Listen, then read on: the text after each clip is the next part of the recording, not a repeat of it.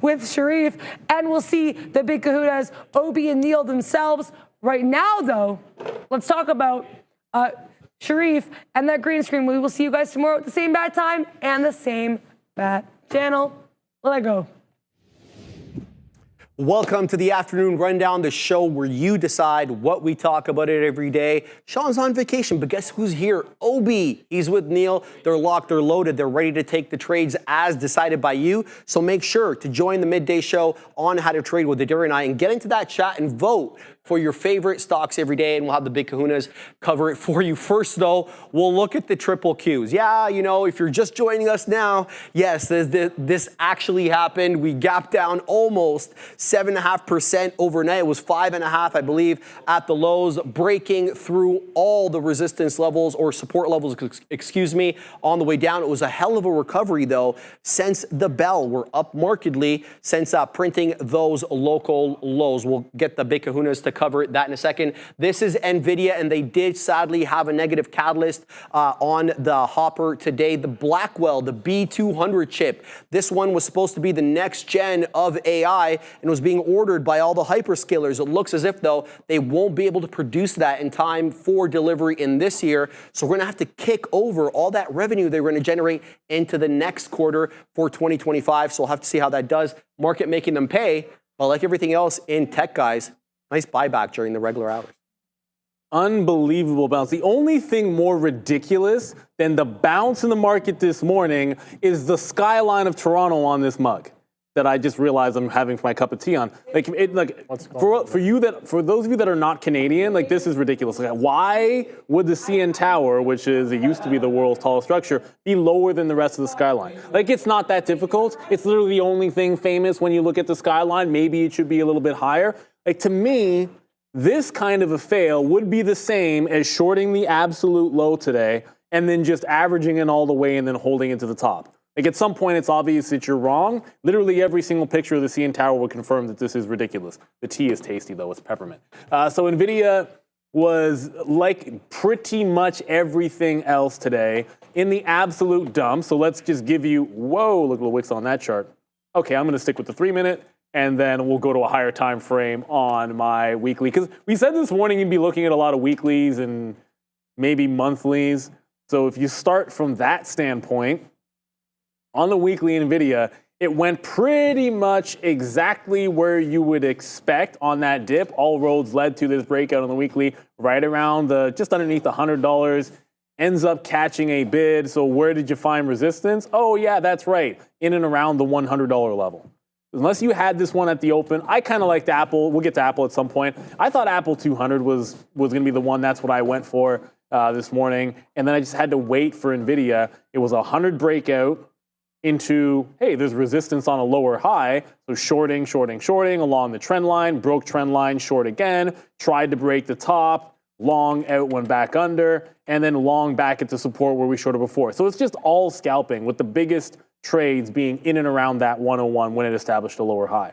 Sometimes just wait for the stock to get to the area that you want to trade. Then when it shows you what you're looking for, which for myself, I was actually looking short initially, was get the short where it's good, be willing to get out when it holds that trend too strongly, reestablish at the high of the day, try it when it breaks the trend, potentially in the VWAP, get out when it breaks out, get out when that long doesn't work, don't trap yourself at the top. That's the way I like to look at things. And this afternoon, well, what do we have to look at? $100. We've now double bottomed since noon at $100. If we lose $100, I'm looking short on Nvidia. If we hold $100, I think the longs can still work. But at the end of the day, you just couldn't fight any one of these in that early move to the upside. And if you were watching any kind of a level 2, you'd understand that that initial move was absolutely insane. You'd try to focus on one stock and then try to get it if you could at the open. Things calmed down after a few minutes, but wow, those opening candles. That's what happens when everyone's panicking. Yeah, exactly. Right off the open, we saw that aggressiveness come in. Again, not just Nvidia, I think Softy, Apple we were talking about as well, straight through that 200 mark and really kind of pushes almost over 10, was it over 9 or 10 points to the upside here. But yeah, no, Nvidia kind of holding its the upper end of the price action from the morning session there. So yeah, I guess we are trading above VWAP. We're holding some of these levels from the morning session. 98.70s was that first little pullback right here. Is this 98.70s? Yeah, I think so. Yeah, 98.70s is the low on that candle, and then a little bit lower right here. What is that? 98.60. So yeah, we're still holding above those lows, but price action going a little bit sideways. We've slowed down a little bit. Don't really have the same kind of momentum and aggression that we had right off of the open there, especially here on Nvidia. But take a look at this. Just looking back at it, Nvidia had that bit of a bounce off that 100 level, and then some more like solid supports in around the lower 100s. We're holding that as highs as of right now. Bigger picture, can't be forgetting, I got to keep reminding myself, is that Nvidia has been selling off of its all-time highs at 141s, been making incrementally lower lows and lower highs with that 100 bounce, and now breaking and trading and shopping around, doing lots of volume here on the day in and around this 100 level. So going forward this week should be interesting, as Nvidia, again, one of the top leaders of our constituents when it comes to futures. Yeah, the SPY's next here, guys. Belt down 2 3/4, up about 1 1/4, 1 1/5 since the bell has rung. But look at this chart pattern right here. I just finished talking about this on the midday show with respect to Apple, but a very similar look. And I'll get the Big Kahuna's comment on this as well. This looks like a bit of a head and shoulders right there. Consolidation pattern, we move up, and there is the neckline break. And most telling, though, this is what concerned me the most. And it's a gap down. It's an aggressive gap down through the neckline break. Separately, obviously, the major indexes selling off as a result of weaker than expected economic numbers, specifically that non-farm payrolls coming out on Friday, well below the estimates, well below expectations that had everybody talking on the weekend, guys. And look, that had everybody talking on the weekend. The thing that had everyone talking this morning were things like limit down, which you were within, what was it, 2 points, I guess, 2 and change of a limit down situation on the futures, which we haven't seen since the pandemic. The other thing, subject of a poll we have, if you want to check out this poll or just be in the chat, hit the like, hit the subscribe to be in the chat to engage with us. And if you want to vote in this poll, which says, oddly enough, will we get an emergency rate cut?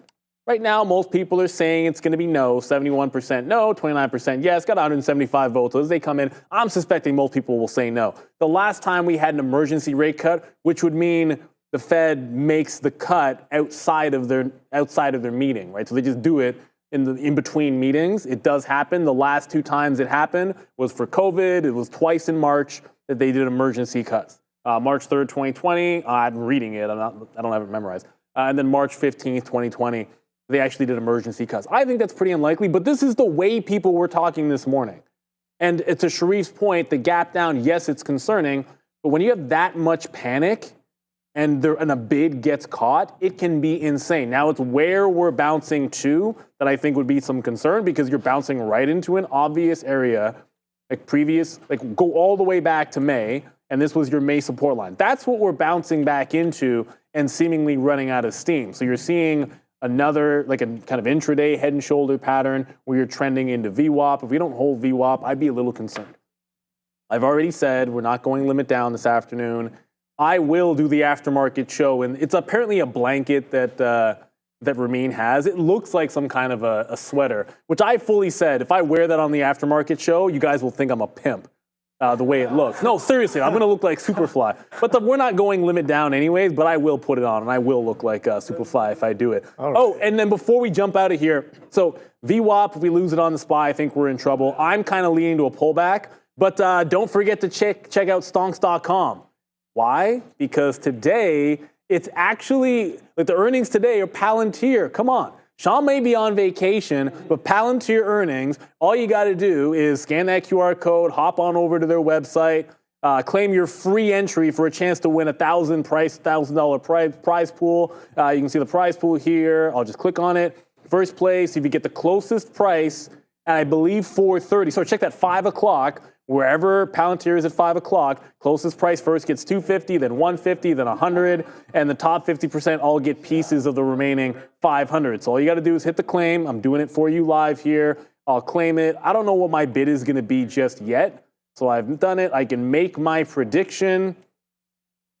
I'm going to think about this one. I always use some version of like 22, 42, 69, that kind of a thing. But maybe I'll go for 22, 69. Submit prediction. There you go. So I'll keep it relatively simple. It's 42 or 69. You know how I roll, Obi. One or the other. So let's see if you can beat me. I won like $6, I think it was, when we had the when we had Meta earnings. Oh goodness. Okay, so SPY, VWAP. We'll see if it can hold on to it. Obi. Yes, sir. Yeah, no, I like that. I like those numbers there. Okay, all right, I gotta get back to the SPY here. Stay focused. All right. Yeah, I gotta stay focused. Okay, so Spider, nice little bounce off of the open there. Pre-market lows, 507.90s. Again, yeah, we were sold off quite aggressively over the past, over the end of the last week, and then a bit of a gap down coming into today, and 507.90s low day, holding that trend, reclaims that VWAP. Again, I'm not, I guess I was not necessarily respecting this information, even though I kind of was reiterating to myself, oh, just get with the trend, get with the trend. But in my mind, I'm like, this is the trend. But again, we kind of come back in and test the highs of this trend. As of right now, we're taking a little bit of a pullback, a bit of a breather back down into VWAP there as price kind of goes a little sideways. As you can see on the NQ and the ES as well. So yeah, Spider, nice little. You know, I kind of missed my reversion trade on it as well. A little bit of a scalp off of the break of this morning momentum. But again, we've slowed down a little bit. I'm curious to know what the rest of the week is going to entail with this kind of price action here on the Spider today. Should be interesting. I got to stay nimble. I know nothing, but I got to, you know, go at it as the, what's the saying? As the punches, take the punches, exactly. Roll with the punches. You got to stay fly. Stay super fly. Yes. As a matter of fact, let's go back over to the screen, talk some Palantir with the pimp of the year.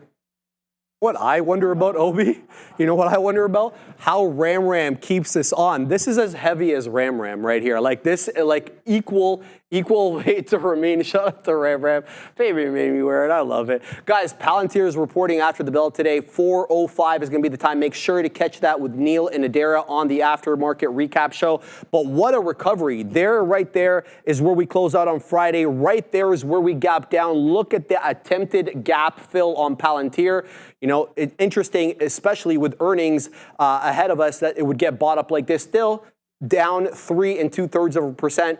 We'll keep an eye out for this one. Expected to beat, guys. And people were talking about if they had a better than expected report, that they would actually be able to breach that $30 technical resistance level. That's obviously in doubt now. Yeah, and I put this in the chat. What you guys can't tell, because he's in front of the green screen, that thing is very green. Like, I know it looks like whatever the weird color it looks like. It's because of the green screen. Spoiler alert, that's a green screen next to us. But look, Palantir, I actually see a short for Palantir right now. And this, I feel like is obvious why. Let's talk, earnings are earnings. They're going to be after the bell. Stick around for the aftermarket show. We'll have Michael Noss on. We'll talk about their earnings. 14% expected move. 14%. Well, you already had 21, watch, check that. 2080 to 2430. If we've already had a 370 move, like that's the earnings expected move from bottom to top here. And now you're starting to break down under 24. So you can see that on the 15-minute. I think if you're losing this little breakdown here, it's breaking 2380 with a local high of 2390. So I think it's kind of an easy look for a short, and I didn't have a stop order. Now I'm just going to be trying to get 77s if I can, maybe get a little wet the beak at 75, and then see if we can't get more closer to 80. So there we go. Like that's, to me, a consolidation break, support turning into resistance. If we break out above 90, I'm out of the trade. Very, very simple idea here on Palantir, like a host of other things. Unbelievable rally. And I know we have earnings, but if it wants to retrace into VWAP or halfway to VWAP in the next 20 minutes or 30 minutes, no worries whatsoever. Ooh, I just saw something. I want to see if I can post it. Hold on a second, guys. Hold on a second. Yeah, no worries. I can. No, I just got it because Katina just Sean. So with my high school buddies, I've known Sean since high school. Like a lot of people get called by the last name. So sometimes I fall into it, not usually on the show because Sean's next to me, but so the market sucks. It doesn't suck. The market's been good, but Sean just posted from London. There he is, Sean with his wife, Marissa, sporting the Blue Jays hat. I love it. So he's off on vacation, much deserved, having a heck of a lot of fun. Enjoy it, Sean. We're holding it down over here. Although, unfortunately, I'm shorting Palantir right now. So he probably wouldn't like that. But it is what it is. He's having fun. We're all having fun. Let's get back to brass tacks. Palantir already starting to roll a little bit over.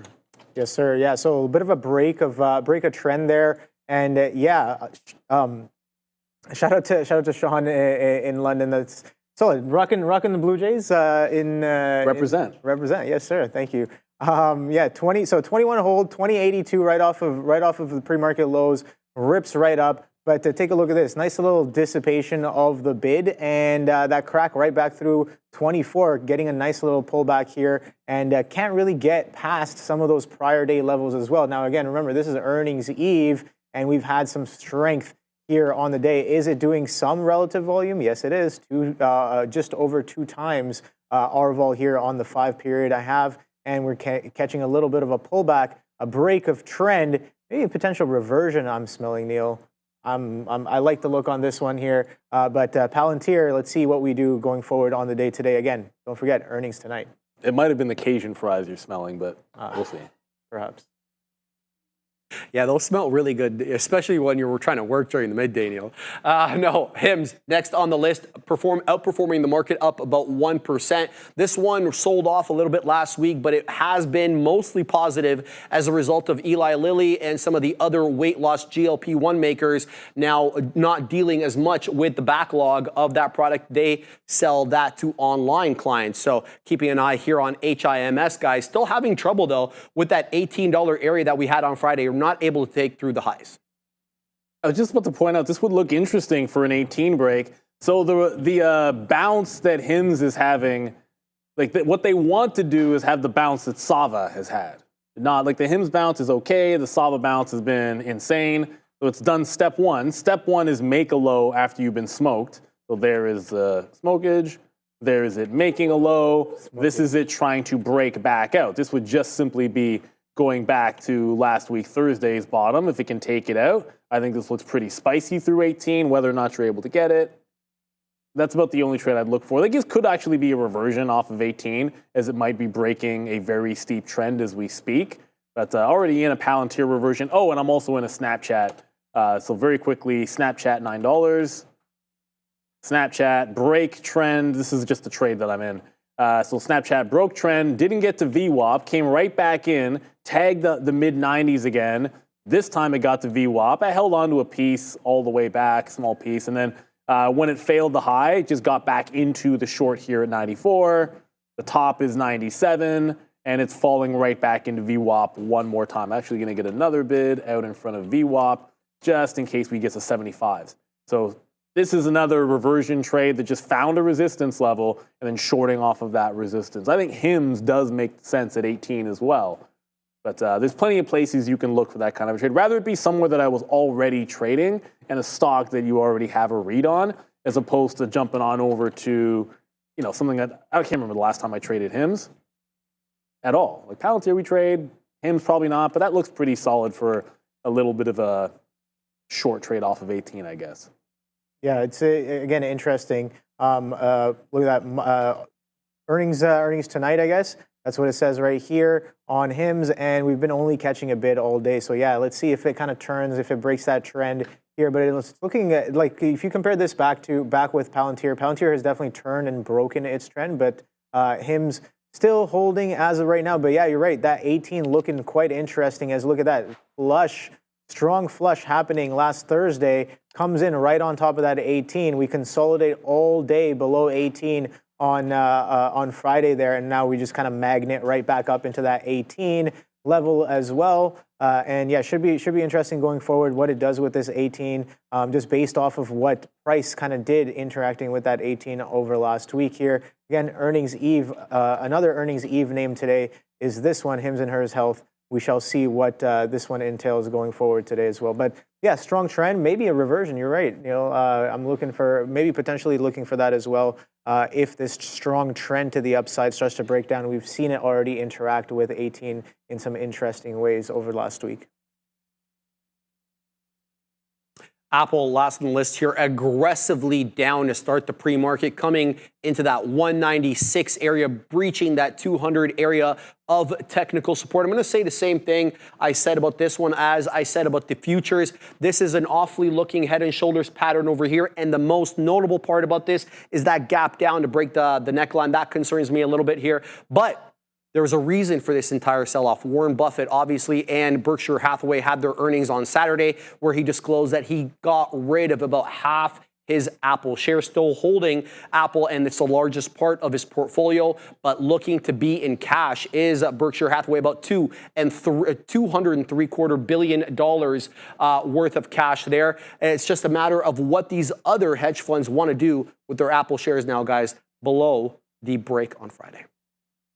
Yeah, and looking basically like, I mean, that SPY chart, the Apple chart, they're not going to be dissimilar.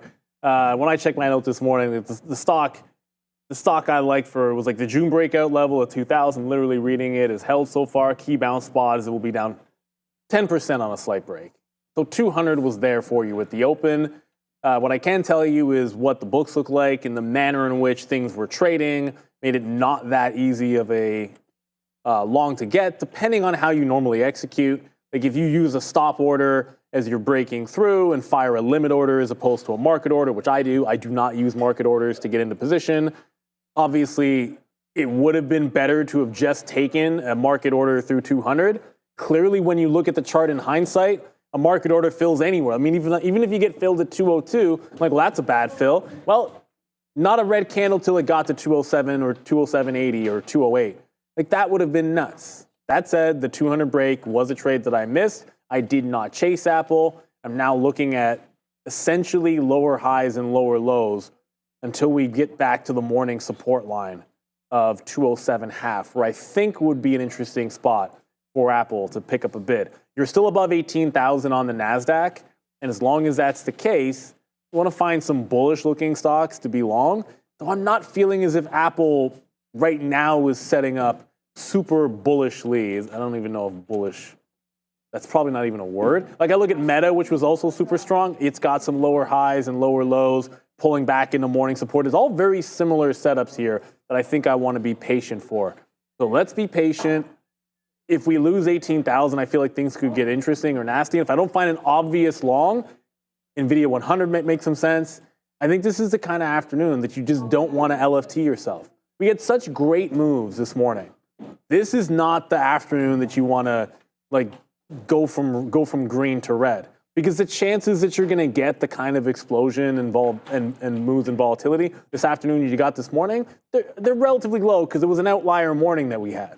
So be careful with that notion and don't try to force too many home run style trades. If something sets up, something simple, then I like it. So I'm not really seeing anything on Apple till we get down to VWAP or that morning support. Still in the same pocket here for Palantir. Scalps them out, re-entered up here in the 80s, and sitting on the bid at 60. So keeping it very, very simple here and waiting around till we get to support on Apple. Yeah, I like that look as well. That level kind of stands out right away. When you pull up that chart, it's very, very distinct. Nice little chop, 210s, what is that, 211 and change, all the way down at 207 halves-ish, 208s, nice little hold as well. Now we're trading just slightly above that, but we're making lower highs and lower lows as well on Apple. But it should be interesting. I have no idea where this action could take us. But the trade, I think, Neil, was off of the open. We talk about that 200 rebreak. We come in, again, just price action based. We lick grab the pre-market lows right here at that 196. We rip right back up. Look at that consolidation right before the open, and the consolidation that encompasses the opening imbalances as well. A little bit of confluence right at that 200 with this pre-market, earlier pre-market consolidation or lows here. See that 200, a little bit of a bounce, comes back in, and then retest that 200, and it can't really get back above. So kind of that confluence giving the perspective of this might be an interesting level to watch. And look at that opening right off of the open. You rip through that 200, you break through these pre-market highs, pretty aggressively, very quickly, and look at that, it holds the bid. This is a 3-minute chart. Let's go down to the 1 minute and kind of take a look at that opening action right there. Look at that. Straight first minute right there, you get that nice little lick grab, you break the opening range high of the first minute candle, and then you're off to the races there all the way to 210s is where it really starts to kind of slow down and go sideways, and we've been pretty much only going sideways. Sure, we attempt to break the range high a little bit, gets about roughly about 2 points above that with a 213.50 high.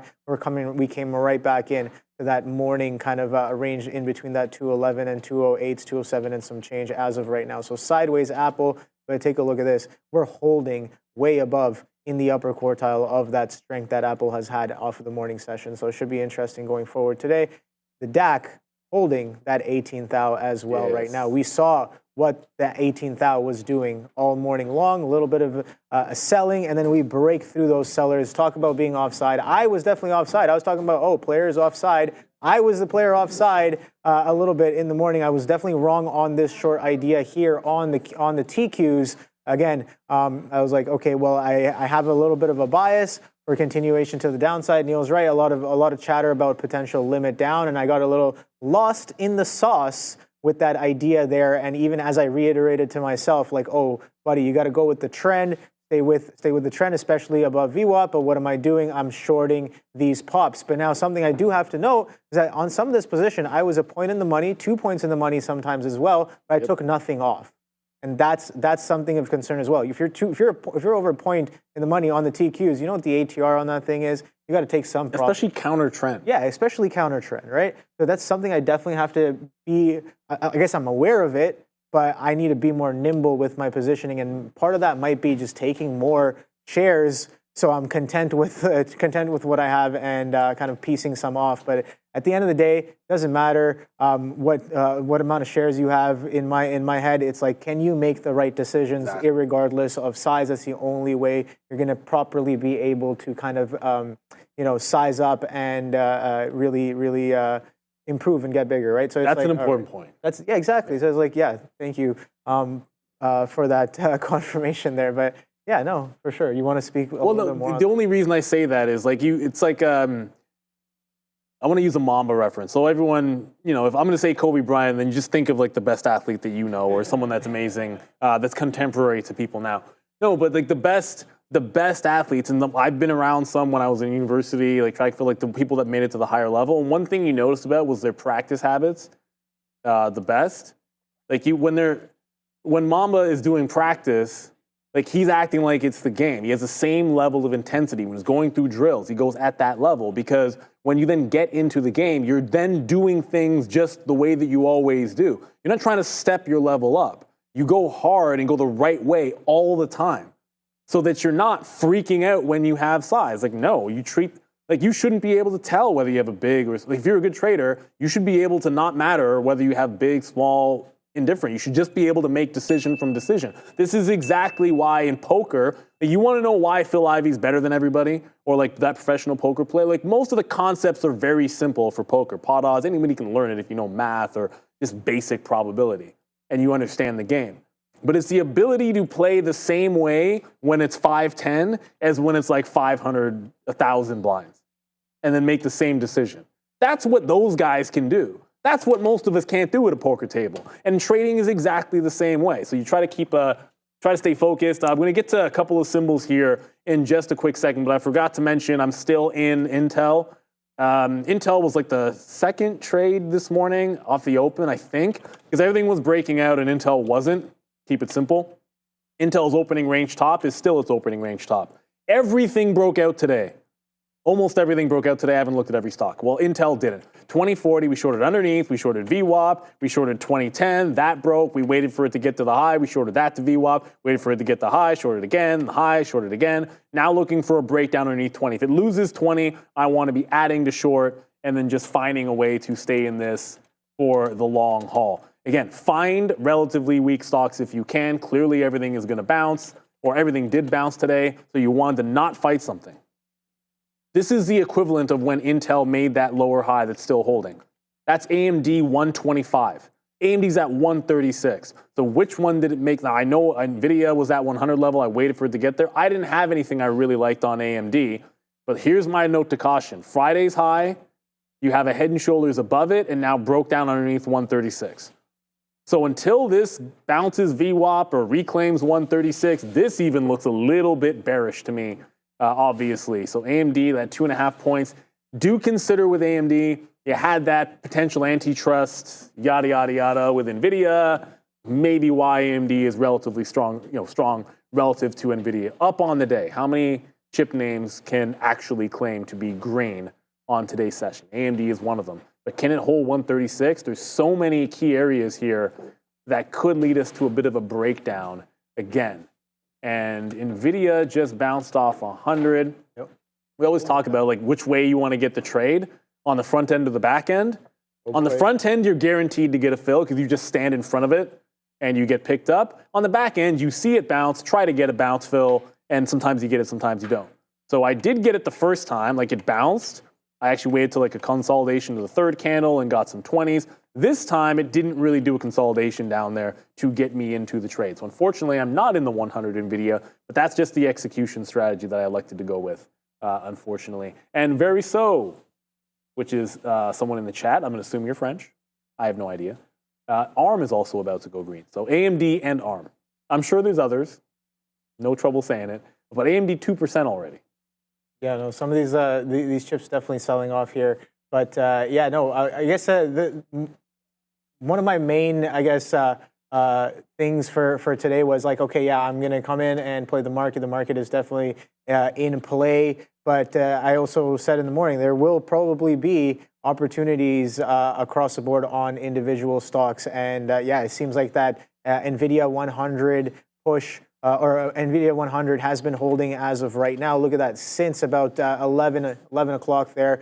Every time it kind of comes in, I know there's a lot of wicks on this chart, and it's a little bit messy, but just take a look at those candle closes and opens right here. You can see that none of these candles really close below that 100. So that 100 is sustaining as of right now. Nice little hold on Nvidia. And we talk about some of the other trades as well. Apple through that 200. Softy as well. Softy through pre-market highs, 394s. Was interesting, a little bit of a pullback, the only 15-minute red candle in the morning session, if you consider the morning session until about 10:30, 11 o'clock. There pulls back into that 394 area, holds, and then pushes back through that pre-market level as well.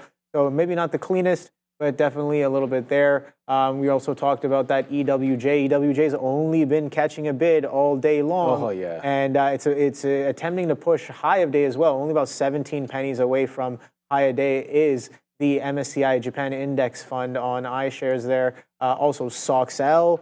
We know what the chips have been doing. The short, that's maybe not the best idea here. But again, got to stay nimble, got to follow that trend, and that trend was to the upside above VWAP. So I did kind of switch over. Better late than never, right? So a little bit switching to the longs here as we've been kind of holding. But again, coming into the later end of the day, that 18,000 coming in as well from the upside. We attempted to push that 18.3, couldn't really get exactly through that 18.3, and we're pulling back down about 300 points to the downside. 18,000 as of right now holding. Softy is right back at that 394 halves, those pre-market levels as of right now. So let me pull up this. Let me pull up the chart here. Wow, and, Cassava Sciences. kind of look what's going on with Sava. Cassava Sciences is ridiculous. Whoa. This stock is.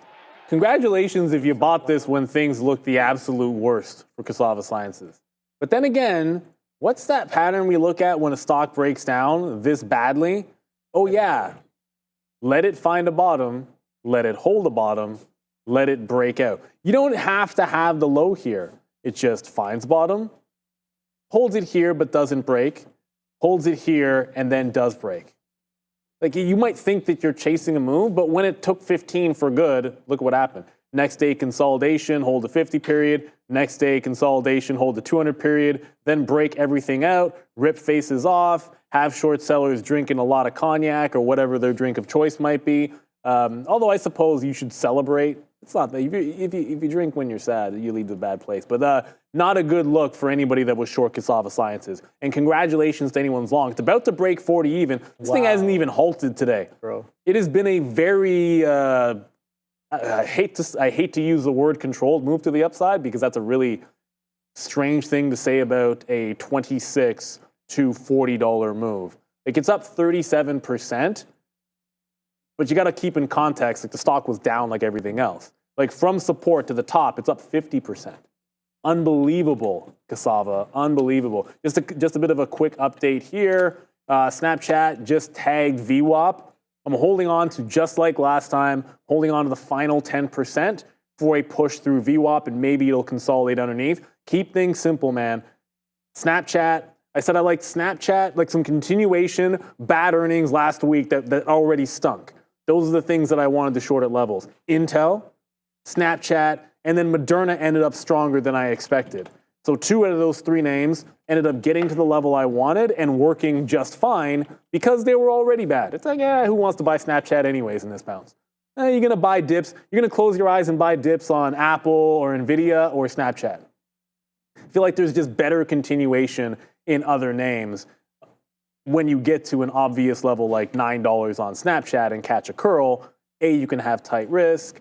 B, I feel as if things are trying to break higher. Like maybe this isn't going to be the one. I know it's got a short float, but just stick to what's working. And I will get rid of this trend line down because that's not even remotely valid anymore. But Snapchat's still working into the downside. And that Sava, I paid for locates on the off chance we get to 50. And that's pretty much, I don't want to say there's no chance that we get to 50 on Sava. Let me pull up a weekly chart.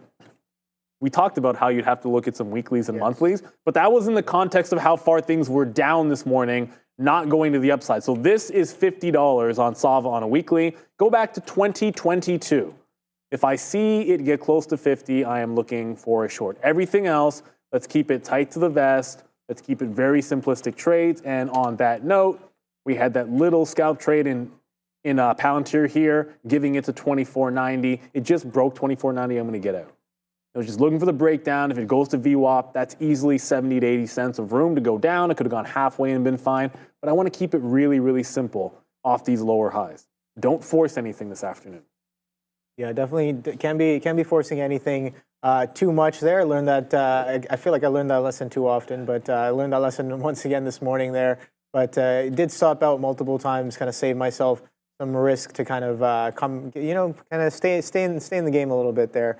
As at 18,000 as of right now, holding TQs, attempting to push back through that 54, but we have been making lower highs as well. VWAP down here at 52.80s. These prior highs right at that 55, so it seems like 56 couldn't go, now 55 can't go, or couldn't go, and then now it's attempting to push that 54. 53 is that VWAP, so I do have to stay a little bit nimble as I am attempting a long, but confluence with that 18,000 as well here on the NQs. Yeah, I got eyes on that AMD, Neil, now that you kind of pointed out. Yeah, that thing, again, very, very strong to the upside. It's starting to curl. Where is VWAP? VWAP's 132.80 as well. So yeah, let's see if it can kind of get a little bit of relief there. But the thing is, prior day was very, very choppy, sideways consolidation, 132 to 137, and we're within that range. Like we bid right back up into that range. We attempt to break Friday's range there, but you can see on Thursday we were sold off aggressively. Not only Thursday was earnings day 2, earnings day 1 on Wednesday, sold off quite aggressively, and then even more on day 2 for that continuation play. So that is something that I do have to keep in mind there. And now we attempt to rebid and push through that consolidation. We cannot get very, very far. Now again, market tailwind very strong to the upside off of the open 17.4s all the way to 18.3, so almost a 900-point run there. Actually, it was a 900-point run. You can see that wick travels to below 17.4 for the attempt to 18.3, so just over about 900, it would seem, points to the upside on the DAC today. Absolutely crazy, man. Talk about a reversion. Just so, because for an old head like me, when you say the DAC, it's so close to the DAX. Oh, yeah, I know. You mean the OB means the NASDAQ, obviously. Yeah. Not that I don't know anybody that calls it the DAC, but yeah, there's a ticker called NDAQ as well, NDAQ, which is the actual NASDAQ ticker. Yeah. At Real Trading, which is the number one, shout out to Real Trading, the sponsor of the show. We're on a Real Trading floor here. You can trade pretty much every single market. So I've traded the German market, Milan, Euro, obviously Paris as well. But the DAX is a big market in Germany. Do not mix it up with the NASDAQ. And the NASDAQ could be in trouble if Nvidia loses $100, which is about to come back in test right now. So the last couple of times on Nvidia, it has bounced off the $100 level cleanly. Almost exactly 100. The first time it was like 4 cents was the bottom. Today it was, this afternoon it was 1.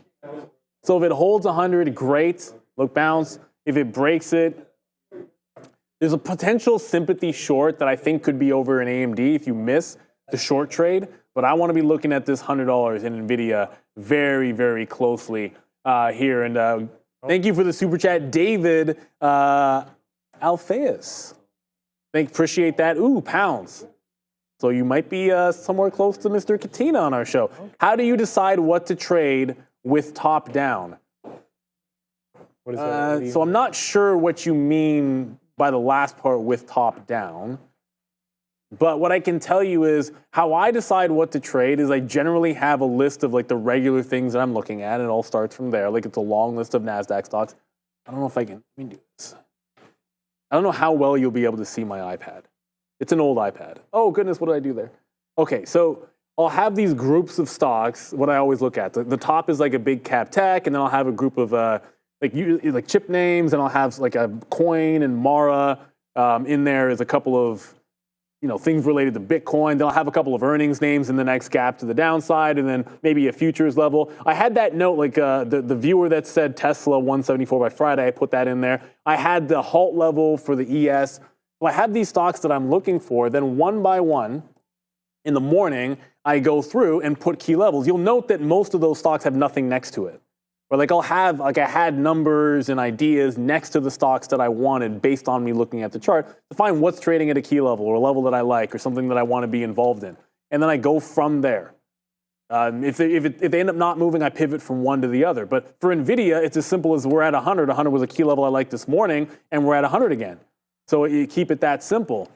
You could trade AMD at this level, but AMD's at 135.5 and kind of random, whereas you're at the put up or shut up zone. And there is 100 I'm not going to count it, 100,000, 500,000 shares, 500,000 shares on the bid of Nvidia at 100. If it wants to go through, it's not going to take anything. It just crashed through it. So I was just in at, what was I in there? Just barely over 100, I think 103, and got out at like 97. It looks like I was able to get a fill. So it was a pretty small move. And I said if I missed that trade and didn't get a reversal, I might look for a sympathy short in AMD. I don't know if we're able to get this one in AMD anywhere close to 136. I might pivot to Micron over there, but I want to keep eyes. As long as Nvidia is holding underneath 100, either there's a shot back up to maybe retest the 100 level, or I can find a sympathy short that makes some sense to me. I'm not seeing anything on AMD. ARM feels like it's been really strong, but that's starting to, okay, ARM's rolling over through 112. That might be an idea here. So if I can get some 112s on ARM. So I'm watching ARM in here. That's breaking its afternoon trend. If I can catch ARM under 112, which I might not get that fill, I'd look for a pullback 110, 109. So as we're rolling through, we're underneath that 18,000 level. Flipping long to short, obviously you can use that fill to have just gone short, but I had the long for the second time off 100 even. Now we're going to see if we can't roll into something short. Ideally on ARM, or maybe right tight up into AMD. If we can get it, already have Intel, and that hasn't really changed much of anything. I don't see an obvious entry to add into Intel at this point because it's at 20 and it's at VWAP. And it's kind of bouncing off support. So if I take a short that isn't the high of the day on Intel, it's got to be like lower high or underneath 20 bucks. Or I just stick with Intel. But there's no trade here in Intel because it's at support still. Yeah, that's fair. Market's coming back in. That 18,000, yeah, that 100 broke down. 18,000 taking a little bit of a pullback here as well on the NASDAQ. And yeah, okay, so we are coming back into some of those pre-market levels. Here is the VWAP on the TQs as well. So nice little, I guess we did pull all the way back. We were talking about how it couldn't get through to 56s, then it can't get through 55s, then it can't get through 54s, and then just slams right in through 53s as well right now. Now this is around, in and around that VWAP area as of right now. Again, I was talking to Neil. There's been a lot of size that's like showing up back and forth on these TQs. Again, very, very interesting stuff. What does it mean? I have yet to know. I have no idea. But again, I find myself once again apparently fighting the trend here, Neil, as we pull back into that VWAP. And I did switch long, but we've only been making lower highs and lower lows right into that VWAP, and we're really slamming in as of right now. That 100 break, we're still holding that 99.60s, 99.70s here on Nvidia. So let's see. That I don't know if we're just about done with that 100. We've been holding that quite well over the session there. And something else to note is I got the VIX here up on a 15-minute chart. A little bit of a hold of that 32, pulling back up 35.43s as of right now on the VIX. So a little bit of a curl up on the VIX, and we're getting that flush down on the markets as well. I want to take a quick look at this chip basket here. Maybe that AMD reversion could potentially be coming in as well as of right now with this market pullback as we kind of retest some of these morning right session now. lows. What's that? AMD's at that support right now. 134.5 is where AMD is at. So that's like, this has been the support line for AMD. AMD was kind of traveling in the middle when Nvidia was breaking down. That's why I didn't really see a clean entry point into it. And remember, it's been relatively strong. Trying to break. Intel did break 20. And for the second time today, this time I did remember that it's short sell restricted.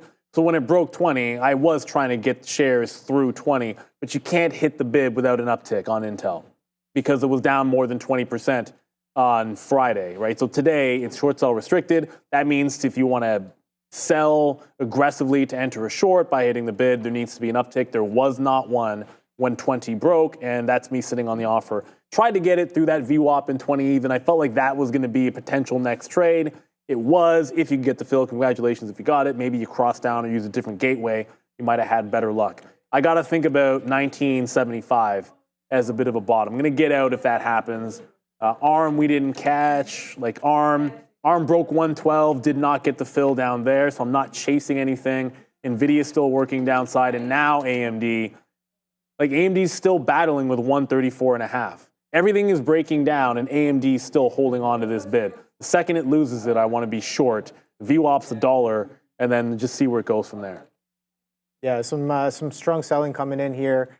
Just at VWAP on the TQs, and we're taking a little bit of a bounce right off of it, so some buying pressure coming in. I have TQ VWAP here at 52.44, and the low of this candle right here as of right now is 52.47. So just about a 3 penny or hover above 3 pennies, and a retest of that VWAP there, an aggressive kind of bidding coming back in. Let's see if this kind of bid holds. We've only been holding above VWAP since the morning sessions. The first time we kind of come into that VWAP and giving it a little bit of a knock on the door on the TQs there. Let's see that 99 coming. Sorry, that 100 coming right up on Nvidia there. Only printing within that last quarter, 99.70s, 99.75s as of right now.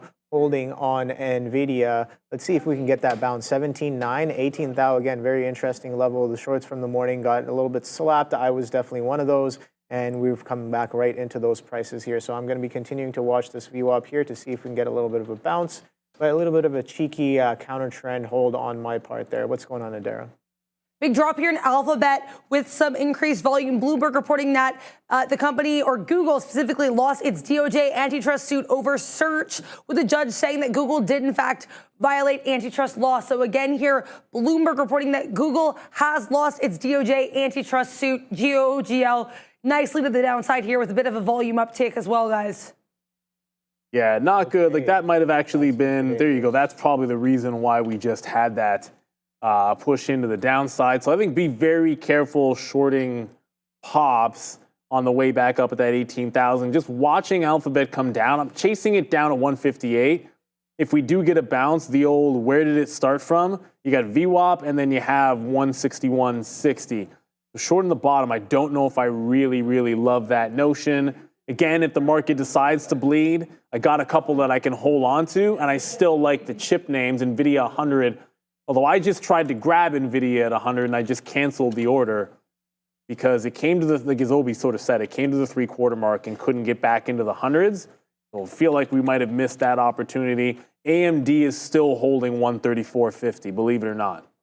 So it's just towing the line. The buyers are still engaged at this 134.5. If they break, I just look to be punching short on that name. But now I'm going to keep Google up. I feel like that's going to make a lot of sense. Just see how it does at any rebound back into VWAP or if it craters right into the low of the day. That could be very telling. This is the kind of afternoon where good news, we were already risking a monster pullback if we lose support, let alone something like Google having bad news. If it gets to VWAP, it's about 160.80 or so.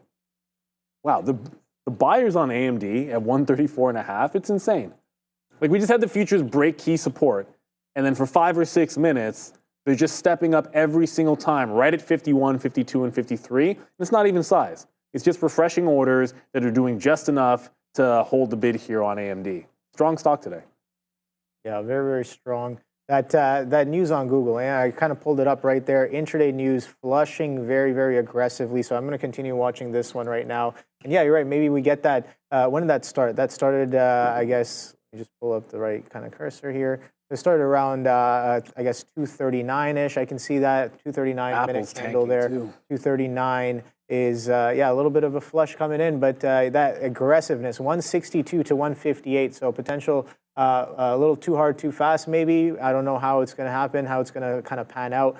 But within 3 minutes, it sold off quite aggressively. Google pushing about 5% to the downside as of right now on that DOJ news. Let's see if we can get back to that VWAP. 160, interesting level. Morning consolidation lows, 160.30s here, Neil. So yeah, let's see if we can revert the bit of the move there as the market kind of takes in and digests some of that news. VWAP holding, oh boy, on the TQs here as it's pushing it pushing a little bit higher here. Nice little chop in and around that VWAP. I was talking about 52.40s, and we rip about 60 pennies on that bid right back through that VWAP there. So that's definitely a potential decision-making point for me. What's going on, Indira?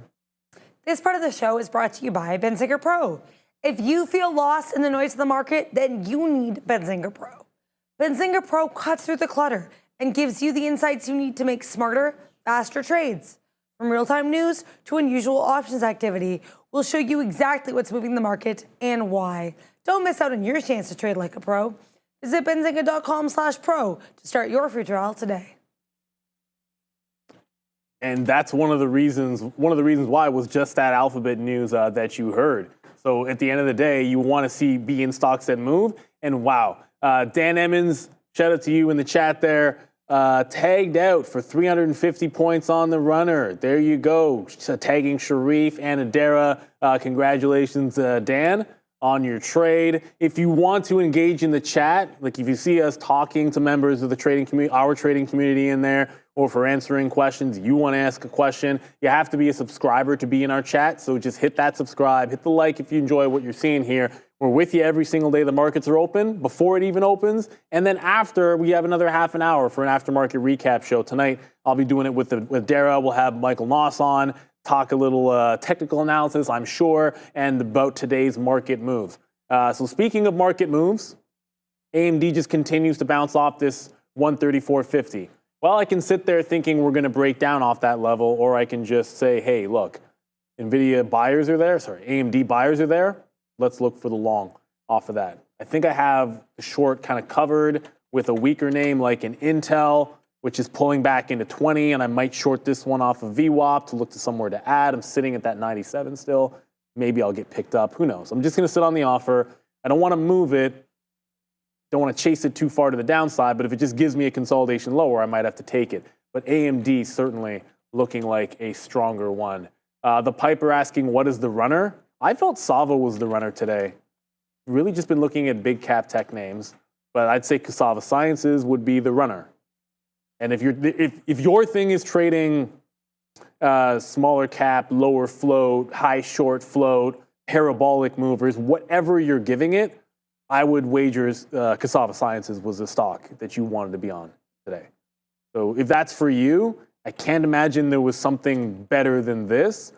And I was pointing out that the $50 level, if it makes a break of this 40 area, I'd be looking short at the 50, just because when you pull up the weekly chart, it's kind of obvious. So if it sniffs that 50, it's the only way I'm going to trade it or even consider the short. So that Intel is consolidating underneath. Maybe I don't wait for $20 even. Might just try it right in here off 1990.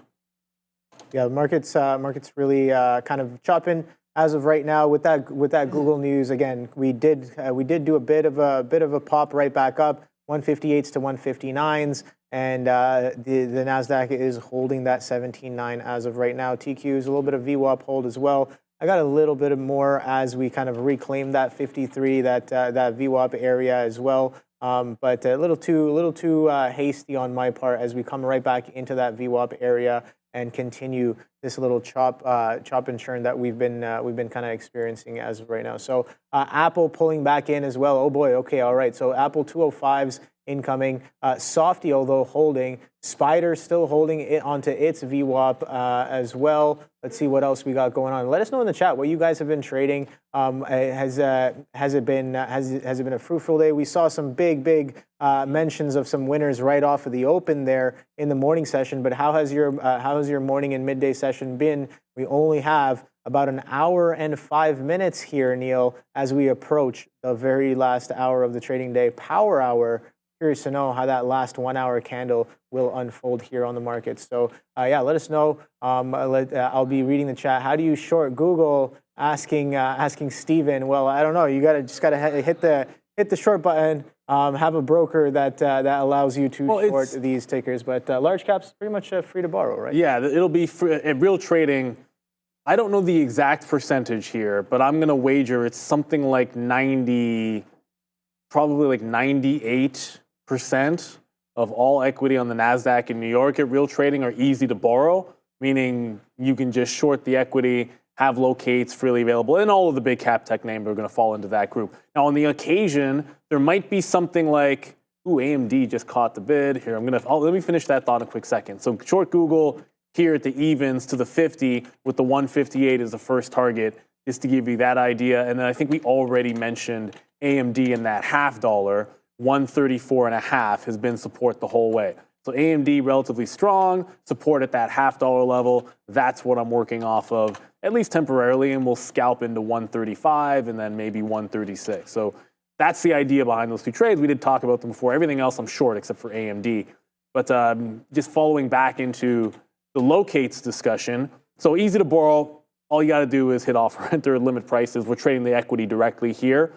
For something like Cassava Sciences, which might be hard to borrow, in that case, we have a back office system where we can go in and request pay for locates, which I did do on Cassava. I had to pay 25 cents per 100 shares was the quote that they gave. You can say, no, that's too expensive and decline it, or you can accept it, and then you pay, and then you can short. If you get 100 shares, you can short 100 shares. Get in, get out, then do it again, then again and again, but you can never do more than the 100 you paid for. You can pay for 1,000, whatever you choose to do. So here at Real Trading, we can short just about everything in the market. And it's definitely an advantage, although, we'll see. If Cassava Sciences gets to 50, I put the short on, then I would have paid for it. If it breaks out and I lose, then you lose the amount that you paid, and then you lose on the trade. But you want the opportunity to be in the trade.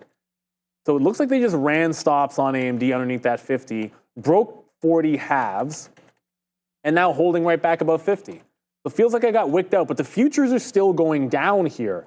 Like I look over at what's going on in like Intel, which I get the reload, that's right back into the lows. I still have some shares from 35s, which I didn't actually put a bid at 81. And then we'll only be in the shares underneath 20 after that.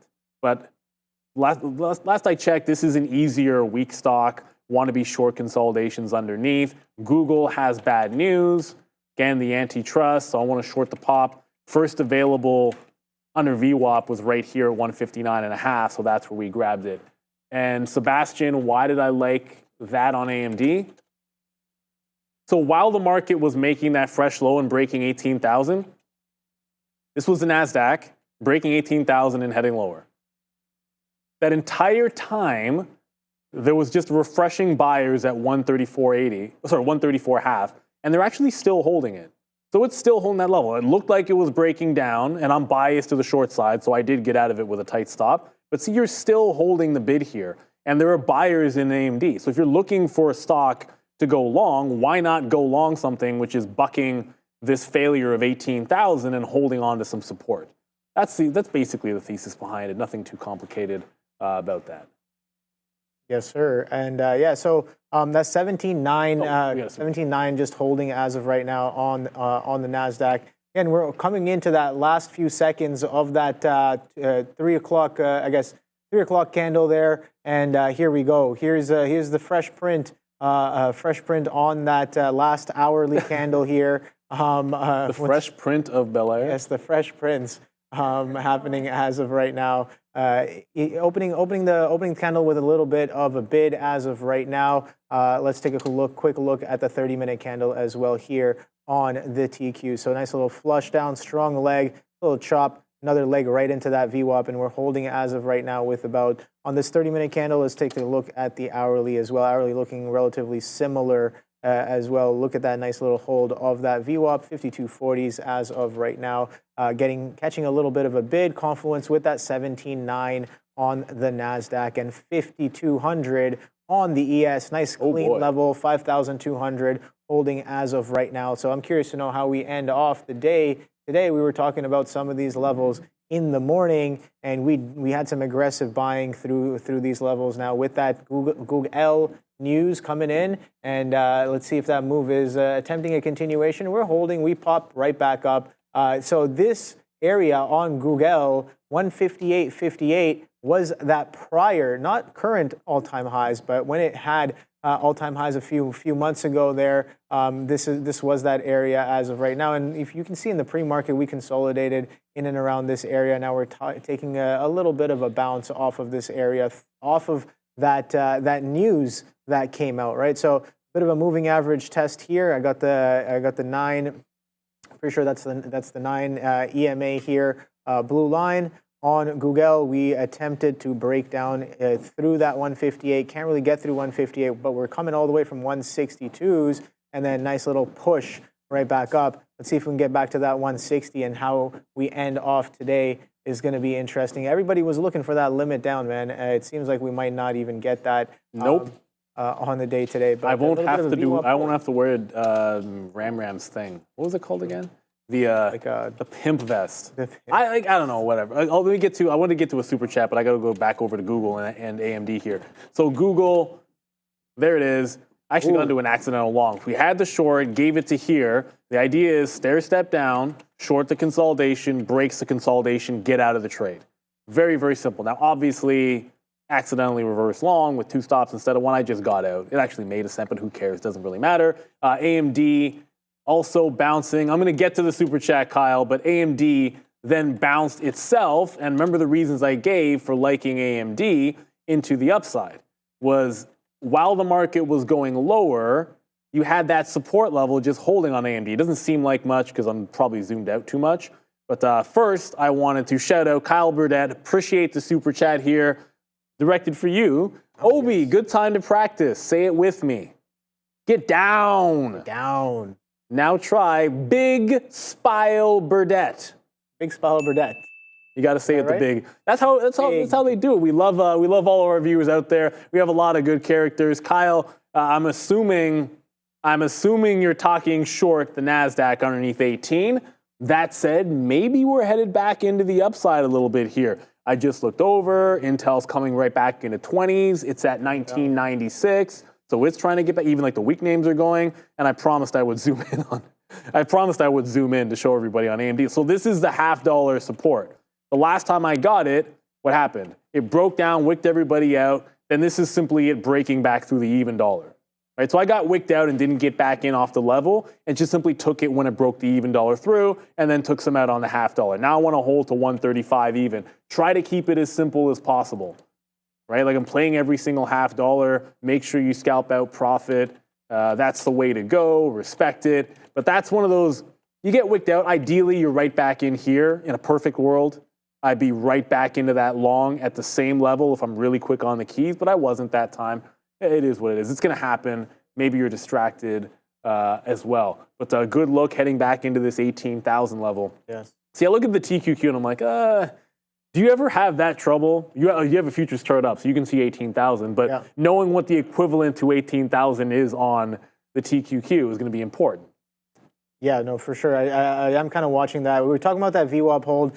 Again, I got to do better with this. I held about a point against me, and I didn't add where I really should be because I'm kind of down on the position. I'm like, okay, where are the best places to add? Don't really get in and around VWAP 5240s, and look at that aggression back up. We were talking about that 17.9 and that 18,000 coming right back in, and we've only held VWAP throughout the day. Again, I feel like a lot of sentiment, even mine in the morning, was, potential limit down. And we've kind of gapped down. We've already been selling off for the past couple of weeks. We were talking about how we can potentially inference or use that aggressive selling into the bid that we were seeing at the open. I was like, oh, okay. Well, if there's aggressive selling into the bid, I want to be more short. But I was definitely wrong on that, as those aggressive sellers definitely got wiped out on that push back towards those highs. And we've, again, kind of goes to show that maybe there was a little bit more buying pressure than selling pressure on the day,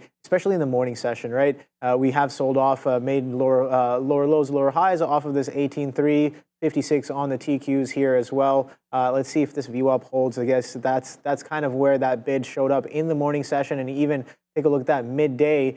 You attempt to come back in, towards the VWAP, and you hover above it. You catch a bid actually much higher than where VWAP is, kind of showing that maybe, okay, sure, we can't even get down to the average weighted price as the buyers kind of step right back in. But when we finally do, we're getting a little bit of a chop and churn here, to fight this selling that we've had from those highs. So yeah, I gotta do a little bit better with staying nimble, because I don't know what the ticker is going to do. I don't know what the market's going to do, but I know that I should know what I'm going to do depending on what I'm seeing and how I want to trade it. Again, having a better plan is definitely one of my things that I do have to improve on. I keep thinking that, this is the level of detail that I might need, and I'm finding that no, you got to be more meticulous. You got to be more specific as to what you want to see and how you're trying to trade it to really kind of perform well, right? So that's definitely my flaw on the day today.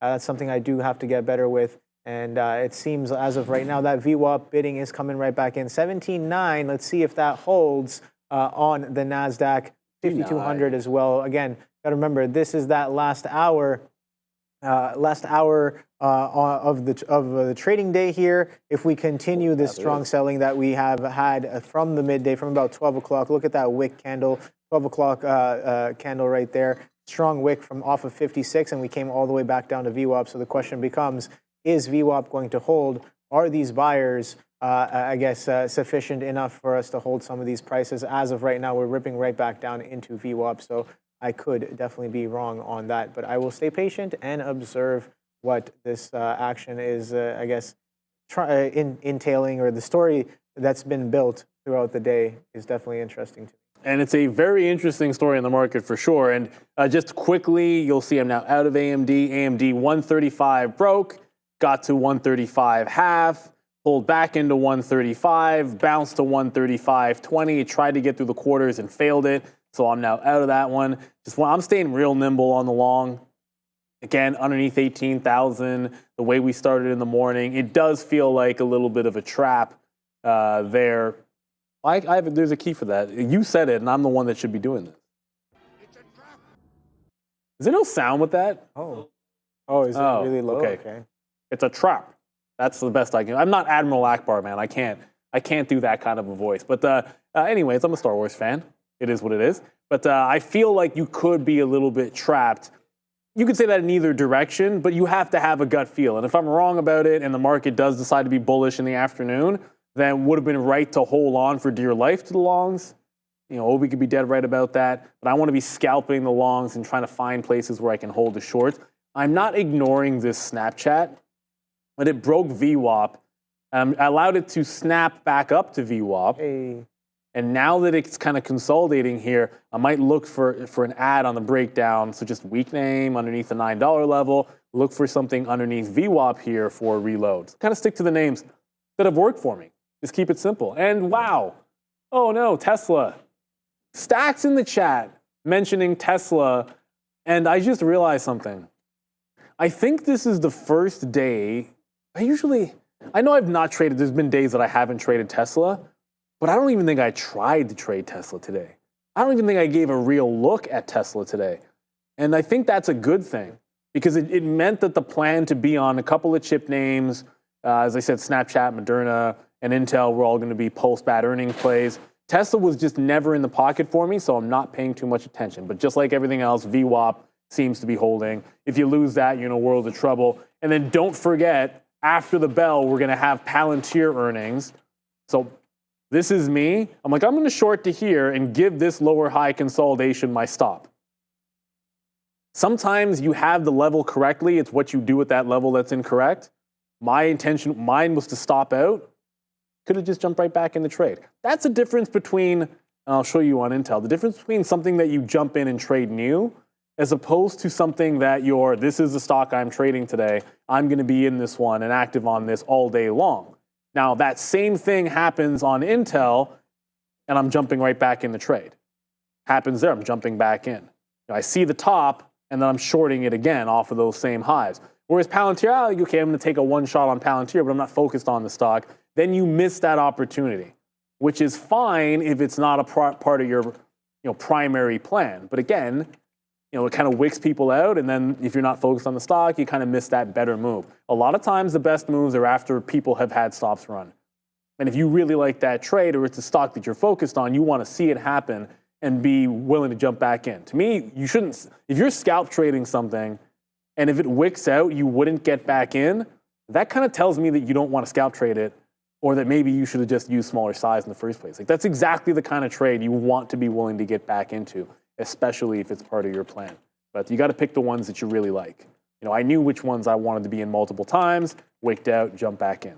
You got to be able to do that.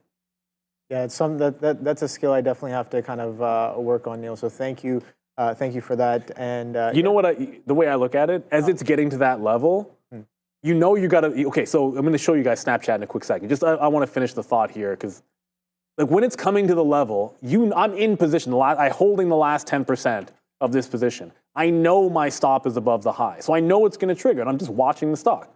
I'm on it. My hands aren't on the keys necessarily to add to it, but I am sitting there like, okay, I'm going to watch this as it breaks and then observe what happens after that. So it runs my stop, instantly goes back down in the money if I was short, and then holds a consolidation. Then what does it do? It's a 3-minute candle. So 5 minutes later, it runs the high again and goes under. So now it's stopped me out at the top, run the high again and came back underneath. So now I'm like, okay, I'm shorting it. I saw it do it twice. I just watched it for the next 5 or 6 minutes, shorted it, didn't get a great initial entry, but then added at the absolute high and then just watched it crater to the downside. But when it gets to that key decision point, you have to be on that stock so that you can make a decision, anticipating that it might happen. And that's all you can ever do. Just be ready for it when it does. Top VoIP, just because, I'll go back to you in a quick second. Top VoIP just asked what my prediction is on Palantir today. Well, I've already made one, and I'll do another one for you live. So if you would like to potentially share in a $1,000 prize pool, then visit stonks.com. For free, you can get an entry, free. All you got to do is claim your entry. I've already done it, and I believe I did $22.69. I'm going to put another one in here and go $24.69, because you can do multiple. So I got another one. There you go. $22.69, $24.69. So I got a couple in there, and if I win something, I'll let you guys know about it. 5 o'clock, you have until, I believe it's the closing price at 5, so then you have until 4 o'clock to get those in. So visit stonks.com, check the description below. I don't know, can you throw up the QR code there as I'm doing it? Hey, you can hit the link in the description. We'll get the QR code up a little bit later as well. But yeah, those are my bets. $24.69, $22.69. I am very uncreative like that when it comes to picking prices. Yeah, no. Yeah, interesting prices. You know, a little bit like 42. Answer. I don't want to have to think. I don't want to have to think about it. Yeah. What's the answer? Was it to the universe? I think is that the question? Right? 42. Yeah. 42, what's the exactly. what's the meaning of life? What's the right? What's the meaning of life? Yeah. That's what that was. And the answer is 42 apparently. And according to and thank you, Adara over at the desk just mentioned it's also Jackie Robinson's number. Oh. That's what I wore 42 when I played baseball for the obvious reason. Like I did a school project when I was like, I think it was 9 years old, and you had to pick a historical figure. And I remember like everyone's picking like Gandhi and whomever, and I go. I want to do Jackie Robinson, baseball player. Like everyone has like politicians and this and that. I'm like, no, I love baseball. I'm picking the most important person in baseball. So I've always worn 42. That's my thing. And then 69 because I think it's funny. Nice. What? No, it's definitely funny there. It's just funny. That's all.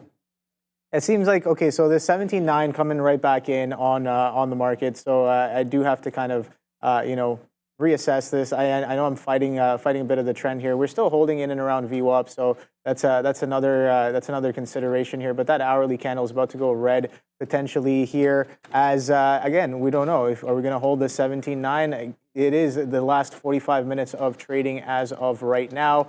53 was a little bit of a chop. 52.40s is VWAP here on the TQs. 52.43 specifically as of right now, and we keep kind of chopping and churning underneath this 53 mark.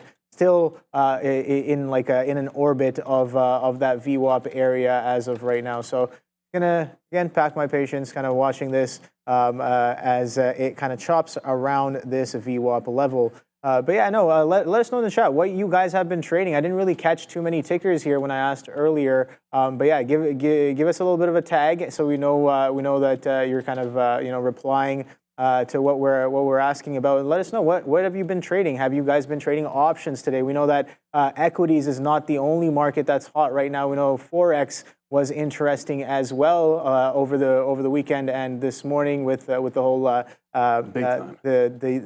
the stuff that's going on in Japan with the yen USD. I know that's definitely been a bit of an interesting trade. I got to look into that more, man. The carry trade? Yeah, the carry trade. Like that, I wrote that down. I was like, I wasn't too familiar with what that even was before coming into the day today. But again, after hearing Michael Nas kind of mention it as well, I do want to kind of polish up on that and kind of understand what that really means. The stuff that super rich people do that the average person can't do. Just think of it that way.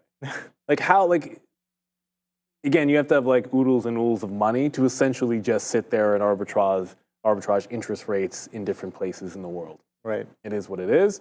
And so when you have essentially, okay, I don't want to put a tinfoil hat on, but in a free market society, the most important thing is money. And then all money is essentially a creation of debt. And so then everything then hinges on how much it costs to service that debt. And what is the one thing that then becomes the most important? The cost of debt, which is then predetermined by people in a room and not free floating, which you would think in a free market society. So the thing that you would think is the most important is the thing that is actually centrally controlled in every single country, and that would be the interest rate. But whatever, what do I know? Let's just short some snap at VWAP because I'm just a trader. So $8.75, there it is. There is a short to pop. I want to see if I can get something in the mid-60s. I don't mean to go tinfoil hat, but yeah, that kind of is what it is. It always reminds me of what Greg used to say because I'd like talk to him about certain like market conspiracies and like stuff about my thoughts. He would be like, buddy, tinfoil hat. I got a whole tinfoil suit in the back here with some of the stuff he's seen, and I was like, yeah, definitely. I don't want to be here's the thing. That's not tinfoil hat. So money is debt. Like I was telling this to Fabian the other day. Like when money gets created, it is not somebody printing. It's not the mint printing dollar bills. It is creating money out of thin air because of a debt obligation. Somebody gets lent money or the central bank lends it to a bank, and then they just create that out of thin air. Like 98% of all money creation occurs that way, not the actual printing.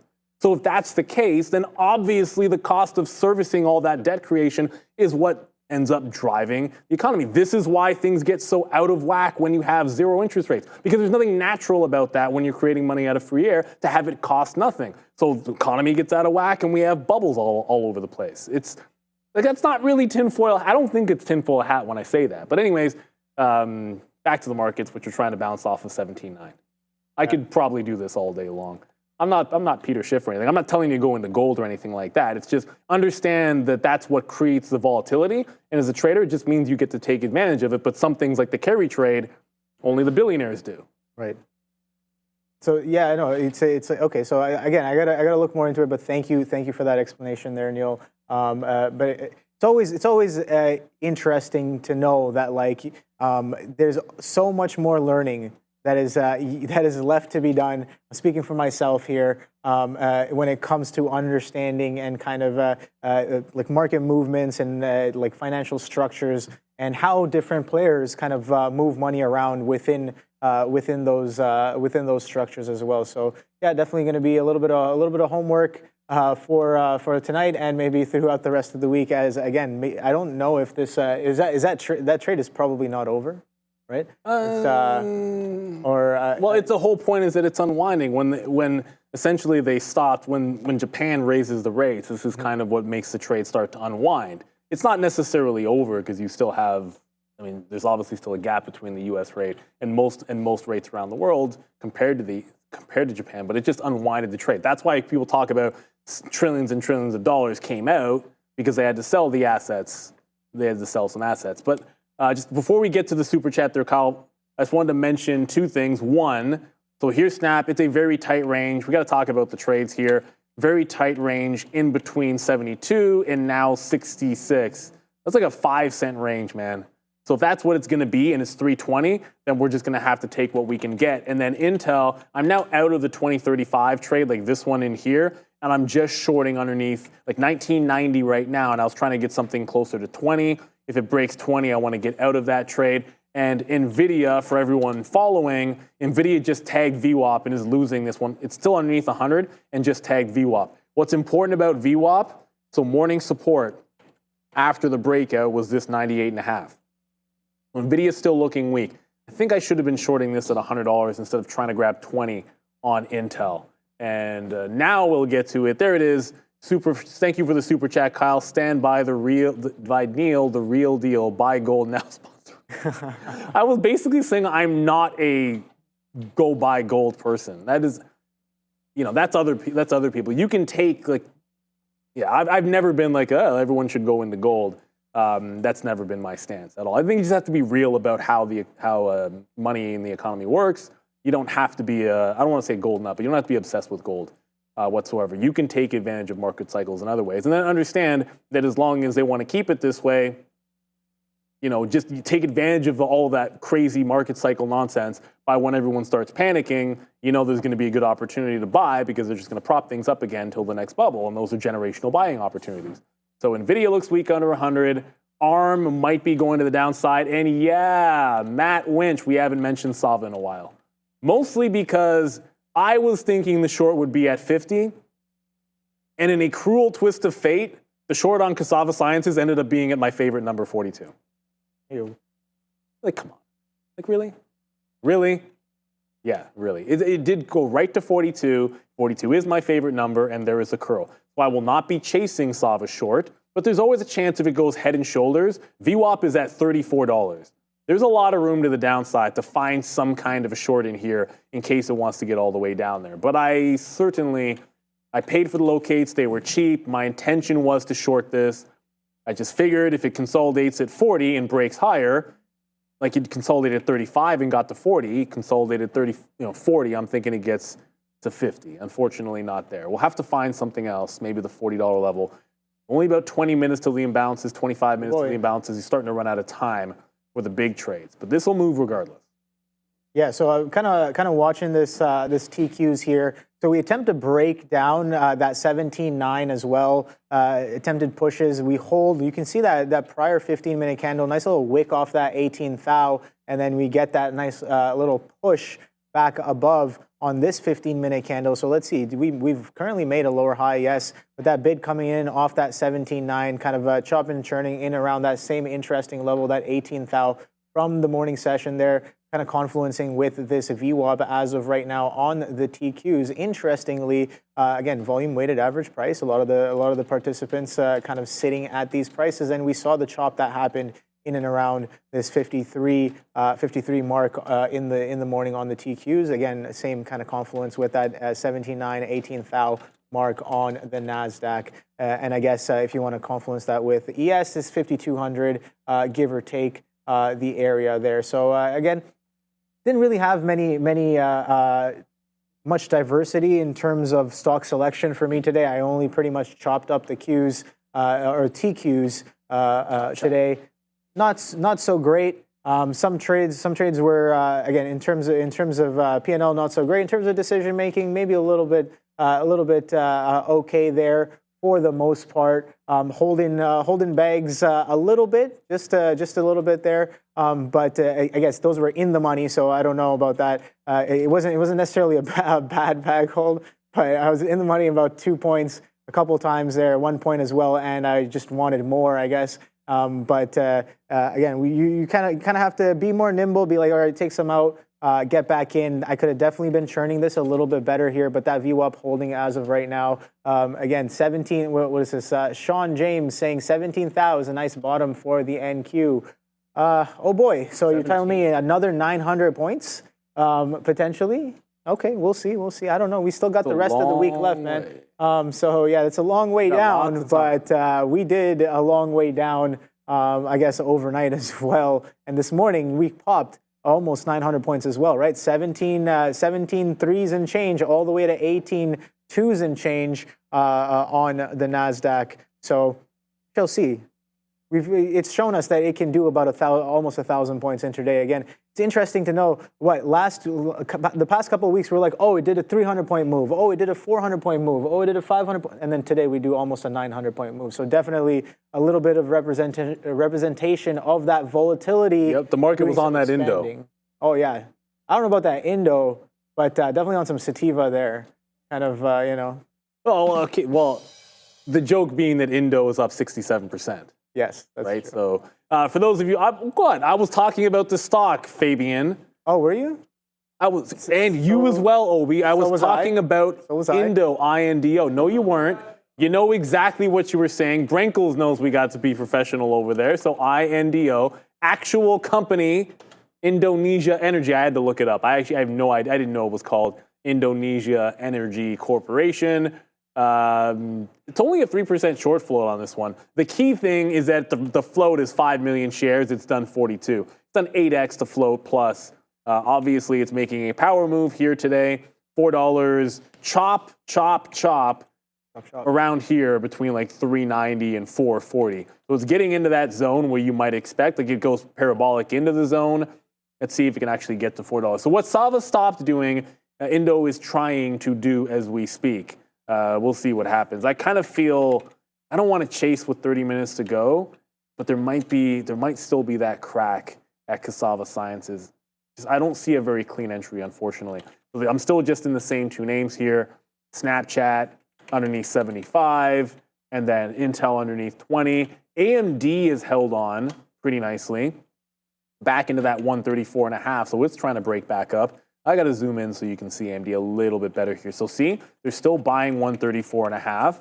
I felt bearish and didn't get back into that trade, and now you're holding a higher low. So AMD, I'd still say, is a strong stock. This is one to be long.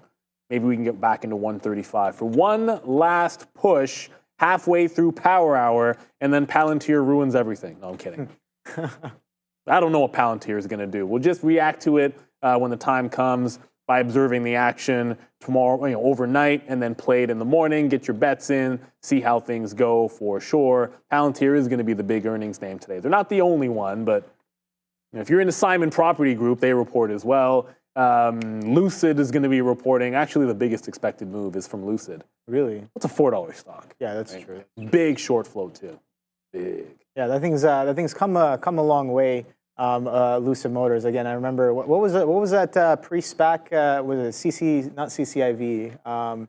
CCIV was a different one. No, that wasn't Lucid. That wasn't Lucid. Lucid, well, I'm trying Who to... was CCIV again? Throw it up in the chat if you guys remember what the SPAC ticker for Lucid. No, it was them. They were CCIV. You're right, Okay, it cool. was CCIV. Yeah. Okay, I you got thought it so. right. I was like, yeah. No, CCIV, absolutely wild trade from the past, but we've come quite a ways from that news coming out. The merger, I guess the acquisition, was it so confirmation, right? So it was solidified, and then we've only seen lower lows and lower highs since then on Lucid Motors. So you're saying it hasn't gone well? It's probably not. I mean, the cars are nice, dude. Have you seen some of those? Have you seen some of the vehicles? Like they are absolutely beautiful. Sure, a little bit of a pretty price tag on them, but they're a little expensive. Yeah, just a little bit. I mean, I'm just saying, like everyone says exactly the same thing about Lucid. Hey, they're gorgeous, but that's pretty expensive. Yeah. I love that. I love the light. It's like that one single, like, oh, it's beautiful. It looks cool. Don't get me wrong. Cool. And the good thing is, ones that are doing like that luxury type of go. So it's like you gotta have a shtick, but it's just difficult for the EV name. They're all in the penalty box. You can't really pick on one over others.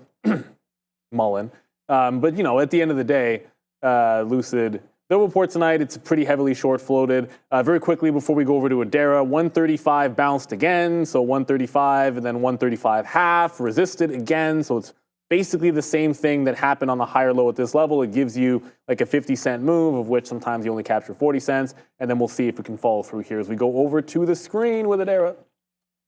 Quite a few names here making some outsized moves, mostly to the downside, but actually one to the upside, which we'll talk about. Let's get into some of these S&P 500 names with these sharper gains and losses, two of which are Mag 7 names with catalysts. We have Alphabet here, GOOGL, down more than 4%, taking a nice hit to the downside in the midday after Bloomberg reported that the company lost its DOJ antitrust suit related to its search feature, with this judge finding that the company did violate antitrust law with that feature. So GOOGL sharply weak.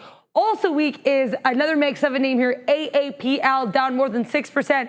We had Warren Buffett selling 390 million shares in the company, or Warren Buffett's BRKB, that's going to be Berkshire Hathaway. They sold roughly half of their position in the second quarter, so big move down here for AAPL as market participants react to that. Last but not least, the one upside, a big upside move here on the S&P 500 is going to be Kellanova.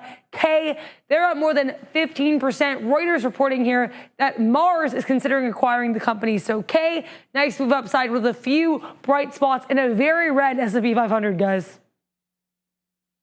So, about that heat map. That wasn't a very good looking heat map. Could you tell that one color stood out over the others? Now, I'm not the best with colors. My wife tells me that all the time. I don't know if you noticed that, Obi, but yeah, a little bit. There was a little bit of red on that. So as I was just mentioning, AMD bounces off 135. AMD gives 135 half. AMD loses 135. AMD heads back into 134.50. I guess the play would be get out of all of it when it goes 50 cents on that 135 hold or break. So as the market heads back to the downside, once again, it's a scalp in and out, then get out when it goes to break even. I'm going to go on the midpoint here. Why is it not filling the bid? Sometimes it's weird. Like there's 66 down here. So this is the level on Snapchat. So 73, 72, the top, 66 is the bottom. But it wasn't actually printing anything on 66 unless you use a reverse gateway, a dark pool, or a midpoint. So I just switch gateways and suddenly you get a fill right away. So Snapchat just kind of holding out this VWAP retracement trade. Intel's still at 91 and I'm short 91.5. Well, that's exciting. And Nvidia, I'd be careful with.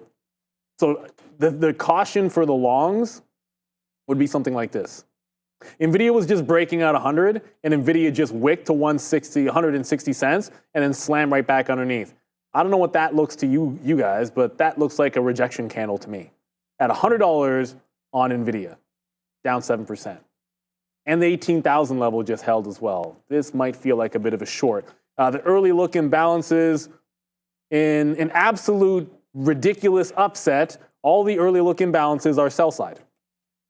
So T, BAC, DNA is a penny stock, Verizon, 1 million, everything else lower. Ford, that was from Ford 885 is not that big, but Nvidia 800,000 is pretty big. 800,000 early look imbalance, but that's from this morning. Snapchat's a sell. They're all sell side. You've got buys on, what do you have? BBKR, yes, Snap, but then that's such a depressed stock. Who cares? It looks like you're going to have some sell imbalances potentially. And on a day like today, that should not be surprising. Wow, Nvidia losing that 100 is not good at all. So be careful with this market in the last 20 minutes here. If we do not get back above 18 and we do get some sell imbalances, you could see VWAP get taken out. I'm just going to stick with these two names. Watching Nvidia at this 100 as well is going to be the play. If we fail break 100 again, might be a nice little scalp short. Yeah, so again, that 18 thou, a little bit of a clip of that 18 thou. VWAP holding still here on the TQs there. A nice little shake and bake. Google as well holding that 159 to 60 consolidation.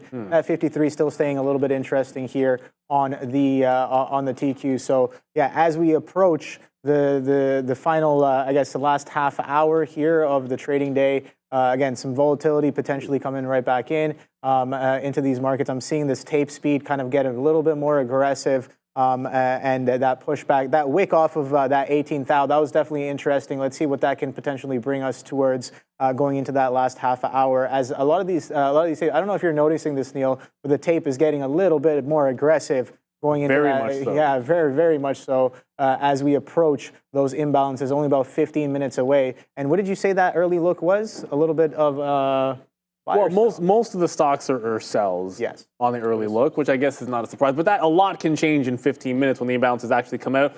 Just one more thing: this tank just halted to the upside here. So you have another low float runner heading higher. TENK. Halted at $43.74. Currently, the indicative open is $45.74. So it's indicating it would open a couple of dollars higher. Another late day rally. This one's halted multiple times today. I'd have to check my scanner for exactly how many, but you can usually count them up. 10 times this thing is halted today, although the first in a little bit. So there goes Intel through not 20. I guess I could have given it to exactly 20, but if a resistance is here, I'm getting out there. So we re-entered into Intel. That just broke higher. At least Snapchat doesn't seem to be breaking higher. I want to keep eyes on this. If we do bounce to 18, I want to know what's going on. Intel tries to break through at VWAP. Snapchat's still rejecting. So Snap doesn't really care what's going on here. That said, I'm going to get another bid out here at 65. Let's just respect the fact the market is bouncing a bit here. And when you're at a support level, just take a little more. Now, if we break, I want to see 850s. And then go from there. So Snapchat was kind of the better rinse and repeat trade. And this comes down to when the market was gapped down, the market could easily bounce. I like 3 names the most, and they all kind of looked like this in the last couple of sessions. Had been destroyed on earnings and had followed through on Friday. And those are the ones that I wanted to short, like Intel. Destroyed on earnings, follow through, short underneath the bottom. And those are the ones that have worked out, I think, the best today in terms of trend. Everything else kind of broke through, got back above key levels, and the ones that were under pressure for other reasons tended to stay that way. That 18 thou, Neil, is coming right back in, knocking on the door. So that wick off right into the close before, that's a nice little, we talk about players potentially being offside.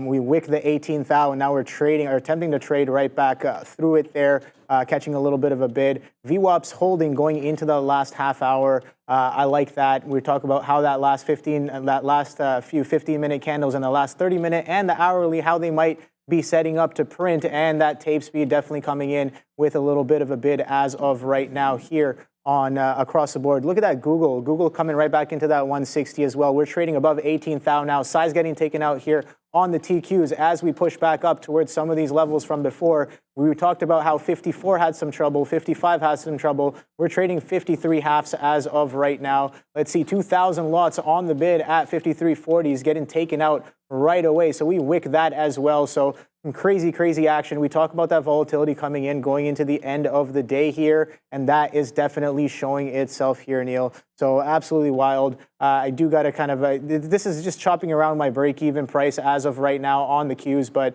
again, looking for that bid to kind of show up. VWAP was definitely held quite well as of right now, and we're just chopping in that area, right? We haven't gone too far away from it either way. We did about, 50 pennies above, 50 pennies below. and just a little bit of a 1-point orbit happening here on the TQs around VWAP. And I'm going to take a little bit of an assumption and say that the NASDAQ is probably doing something very similar as the TQs is pretty much you would be correct. Triple leveraged NASDAQ. You would be correct. And I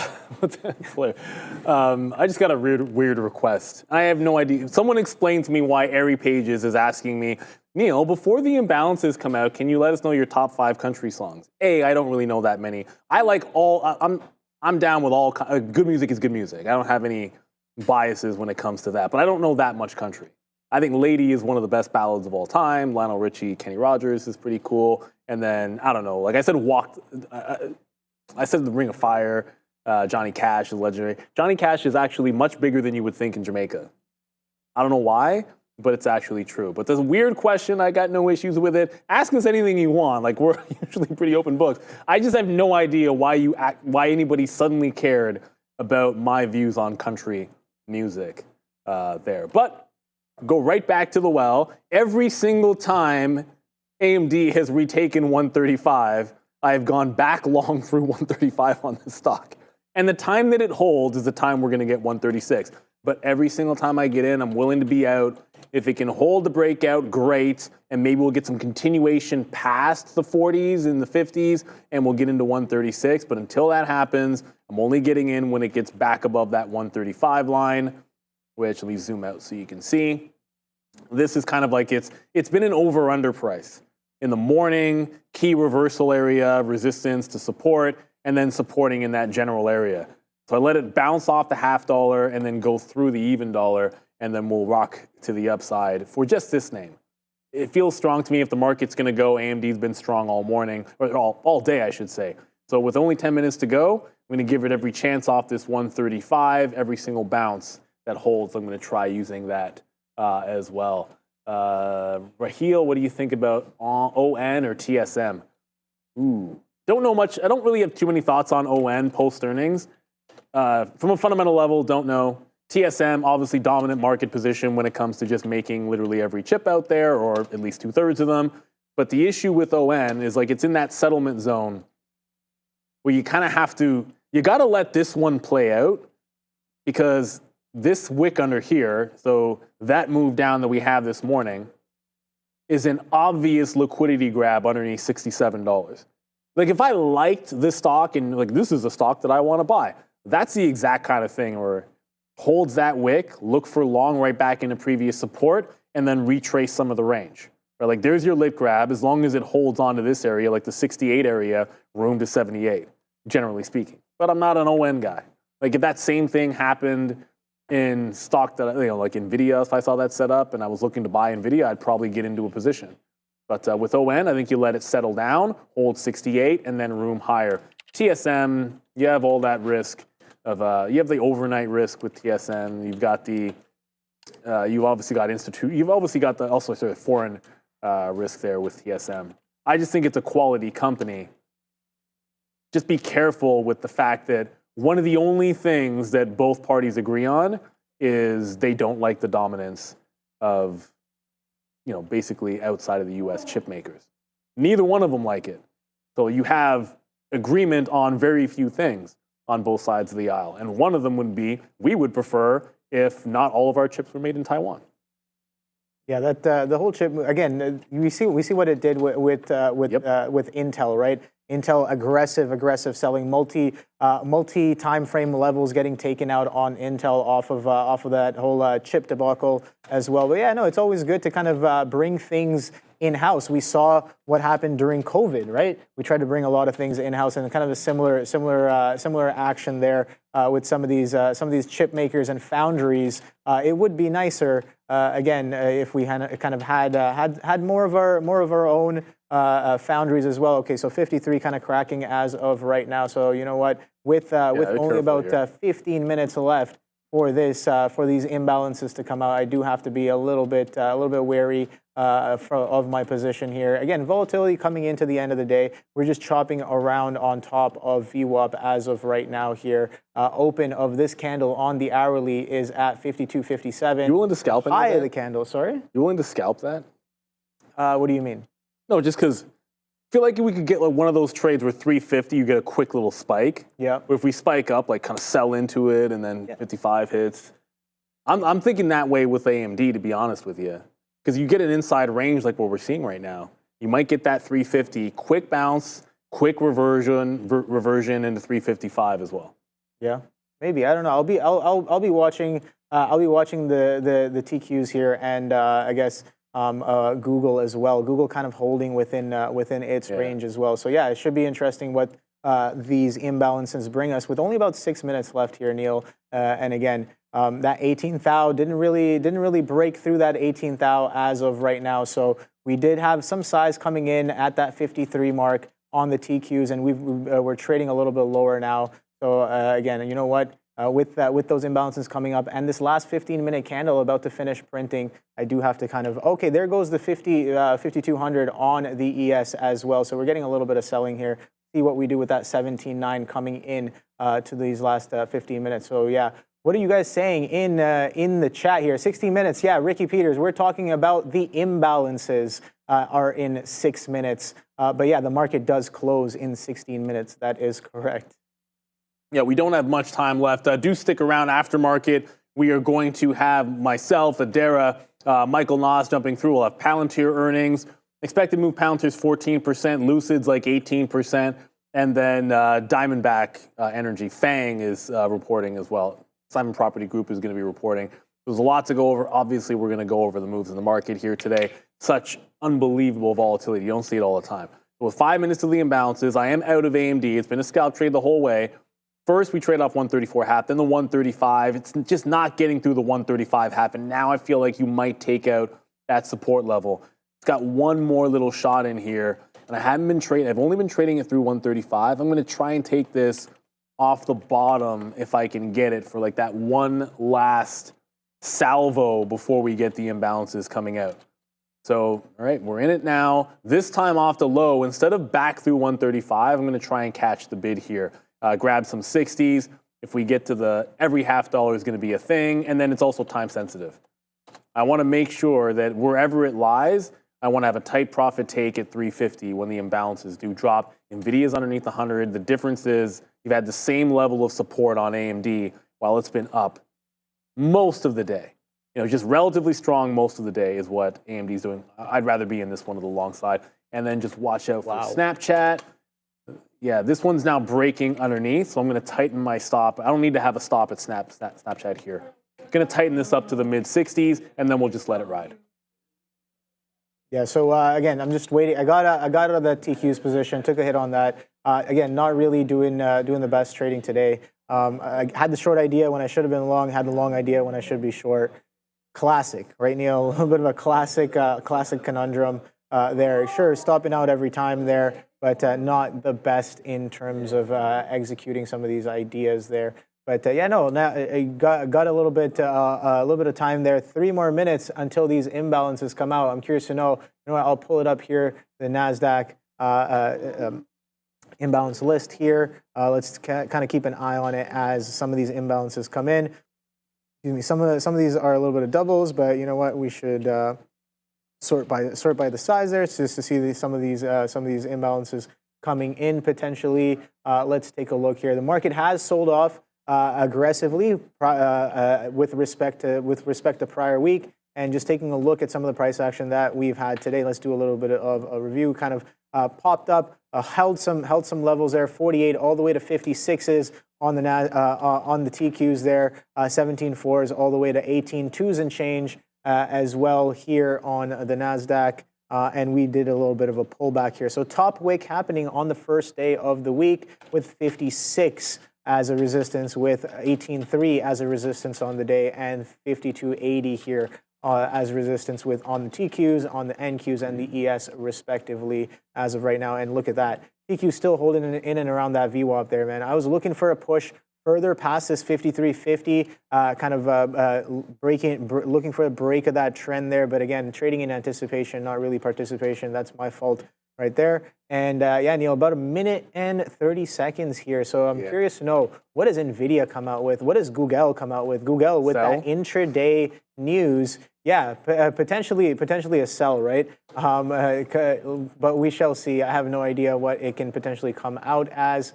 But again, with only about 1 minute and 10 seconds left, it should be interesting, Neil. So Kyle W. Yes. Kyle W. in the chat just asked, sometime will you slowly explain catch the bid process ins and outs? So I literally wrote it here. I'm going to put this on my iPad. And then tomorrow, at 12 o'clock when I do the lesson of the day, then this is going to be the lesson of the day. And if anybody ever wants something like that, usually when I do that lesson of the day, it's something about the price action or the way a specific stock moved or the way a setup played out, and then what you could learn from it from a trading execution standpoint or from a technical standpoint. That's usually where I go with things. But if you guys have a suggestion for something you want me to cover, for us to talk about in the midday show, let us know. If I have no idea what I'm talking about with it, then I won't do it, or I'll do my best to try to learn it and see what I can give to you guys. But yeah, when I say catching the bid and the way to get into position ins and outs when you're catching a bid, that is something that I can explain from an execution standpoint and focus on it for 5 or 10 minutes for you guys when we're not actually actively trading it. So I think it's a great suggestion, and I will do that. And feel free you can tag me in the chat. It's a subscribers only chat if you want to, and let us know. The imbalances just dropped, and I have, what is going on here? 8.6 million sell on Nvidia. So I just promptly punched out of AMD there for a 20-cent win somehow. But 8.2 million shares to sell on Nvidia. Cisco is there for 1.5 million to sell. Tesla is a 1.1 million sell. Snapchat's a buy. Let me just punch out of Snapchat because that's a buy. We'll get 10 cents on Snapchat. But Tesla big. Nvidia is pretty much all that matters. That is absolutely insane. So 8.8 million and now 8.4 million on Nvidia. Yeah, no, that sell imbalance coming in quite heavy there, but I'm looking at the NASDAQ and the Qs kind of pushing very aggressively back into that 18,000 mark. So yeah, VWAP still holding through those imbalances, those sell imbalances. Again, Nvidia, Cisco, Tesla, AVGO, AMD, Google, Comcast, as well. So yeah, Intel coming in. So a lot of these chips coming in as a sell, but the market catching a little bit of a bid as of right now. And just to remind everybody, look, when you're watching this, if you you want to understand trading better, if you want to understand things like the imbalance locator, the level 2 that we talk about, right back now, if you're in Canada, is the campus program. So this is something which is, to me, myself, near and dear. We do a lot of giving back by teaching you guys live. Well, the process that you learn in this campus program is very similar to the same thing that everybody here goes through on this floor. You're going to have the ability to learn how the market is structured first from the basics, and it's all free. Then you're going to learn the trading platform that I trade on, Obi trades on, Sean trades on, everybody here trades on.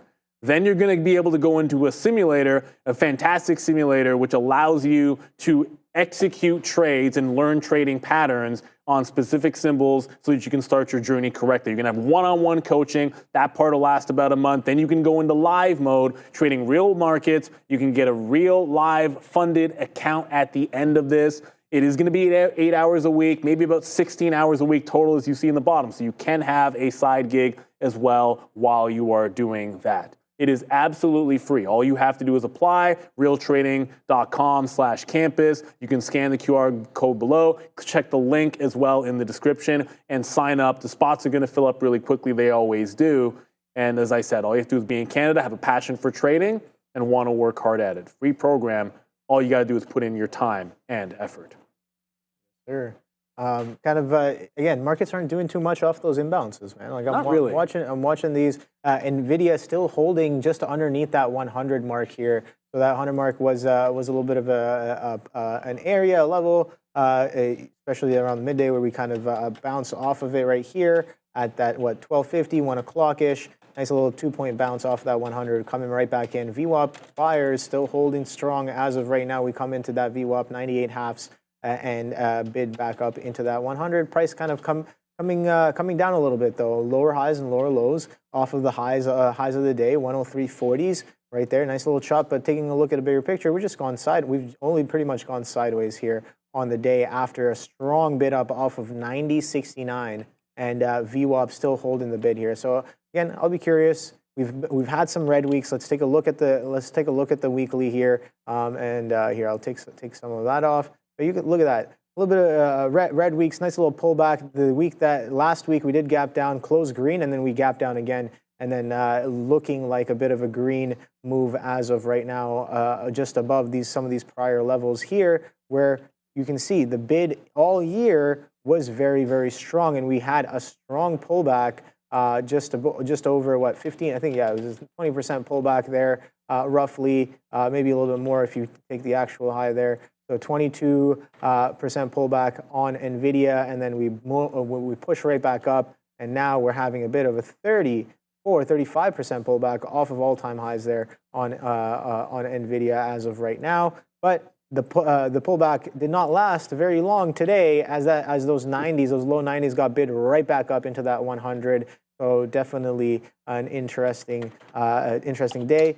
And yeah, going forward this week, let's see what Nvidia does with 100, man. Yep. A little bit of a level showing itself last week. We saw that bounce off of 100.01. I saw people in the chat talking about that 100.01 bounce on Nvidia, and yeah, we traded below that quite aggressively in the Nvidia paired session. Off. Nvidia pairs off on the imbalances there. So yeah. 8 million to nothing on the imbalance. Apple's a buy now. Apple flipped to a buy of 1.3 million. Nvidia went from an 8 million sell to paired off instantly at 355. Although the price action might not be reflective of that on Nvidia. Okay, it went from 99 to 99.70 there. So I guess that's a good 70-cent move. Everything seems so small relative to what we were doing in the morning, but that is a pretty good bounce. Remember at 355, if we're telling you guys stock X has this imbalance, it's big, it's small, it doesn't really matter. At 355, there is always a major pairing event. That is the point at which you want to be sure. If you are trading based off of the fact that Nvidia had an 8 million sell imbalance at 355, that is the most likely time for it to pair off big and for it to reverse. And you saw it just go from short easily under 100 to bouncing off 99 in a split second. If you're not taking profit in front of 355, you do risk that reversion. So Apple, a bit of a buy and balance. I'm going to quickly go over to see Apple did make a bit of a move to the upside. I'm going to mosey on over to the desk after I'm done here in just a couple of seconds so we can get into the aftermarket show with Adair and Michael Noss. But last thing, I want to shout out and thank you, Willis Addison, holding that Indo 341 and watching Hims and Palantir aftermarket. We'll be right there for you as well. Hims, that's the other one that's reporting. So we'll be right there with you. And then Robbie V, how come 8 million balance on Nvidia doesn't match the volume traded? So the imbalances are for the closing auction. So when we talk about these imbalances that get listed at 350, those are market on close, limit on close orders that go into the closing auction. Then they report at 350 with the current status of the imbalance. Basically means if they had to run the auction in that snapshot, there'd be this many more buys than sells or sells than buys. Right? So if it's a big sell imbalance still at that moment, that basically is telling you at 350, if they had to print Nvidia, there's 8 million shares too much to sell. So it would have to come down. That's what it means. It's usually going to pair off because that's what it's there for. It's so that they can pair things off and have an orderly close. And with that, I'm going to kick it off to Obi. I'm heading to the desk and we'll have the market recap show in just a few minutes. Yes, sir. Thank you very much, Neil. Okay, so I'm just kind of looking across the board here just to see how we ended off.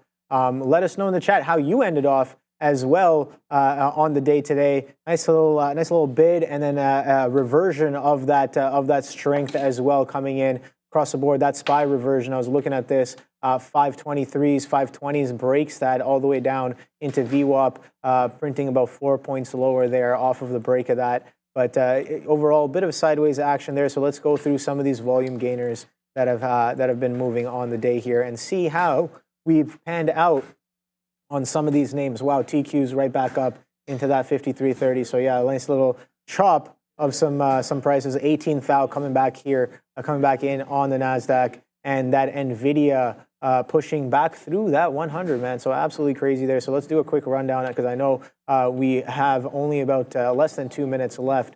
So there's Nvidia holding that VWAP. Intel didn't really sell off as much as I thought it would today, but again, market kind of did a bit of a bounce. So maybe adding to that pressure there. Ford, I was looking at this with Neil during lunchtime. Ford, if you take a look at the weekly chart on this thing has been coming to the downside quite aggressively. Take a look at that. Nice little flush off of those highs, 14s. We were just there about 3 weeks ago. Not anymore as of right now. Let's go back to the 15-minute chart here so we can get a better look.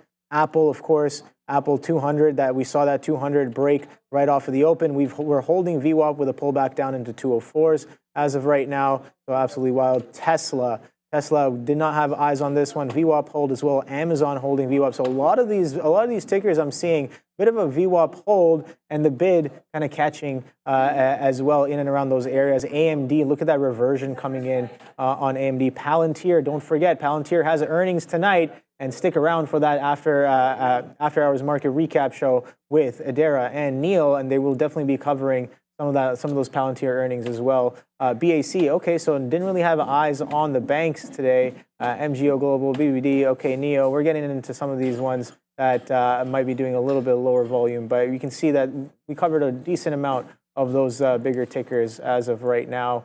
Ford, Intel are dying dinosaurs, says TH in the chat there. So here we go. Here's the timer. 10, 9, 8, 7, 6, 5, 4, 3, 2, and 1. Thank you, Adara. Look at that pop on the TQs going into the close. I was looking for that push, that 50, the high of that prior kind of push there, 53 halves. It pushes right into 53.70s on the close.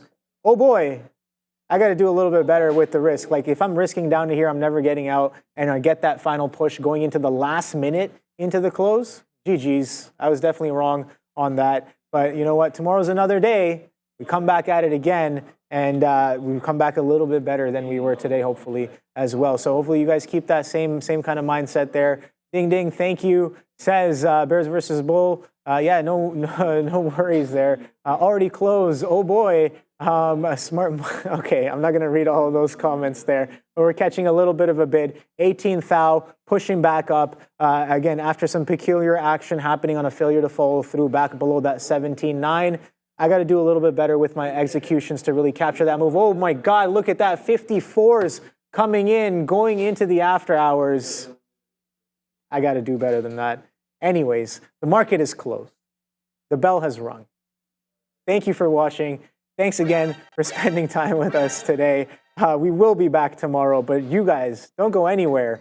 Neil and Adara are at the big desk for the market recap. I'll see you guys tomorrow. Take it easy. GG no re. Does that make sense, Obi? There you go. Obi's a gamer, and I was just told that term. GG no re.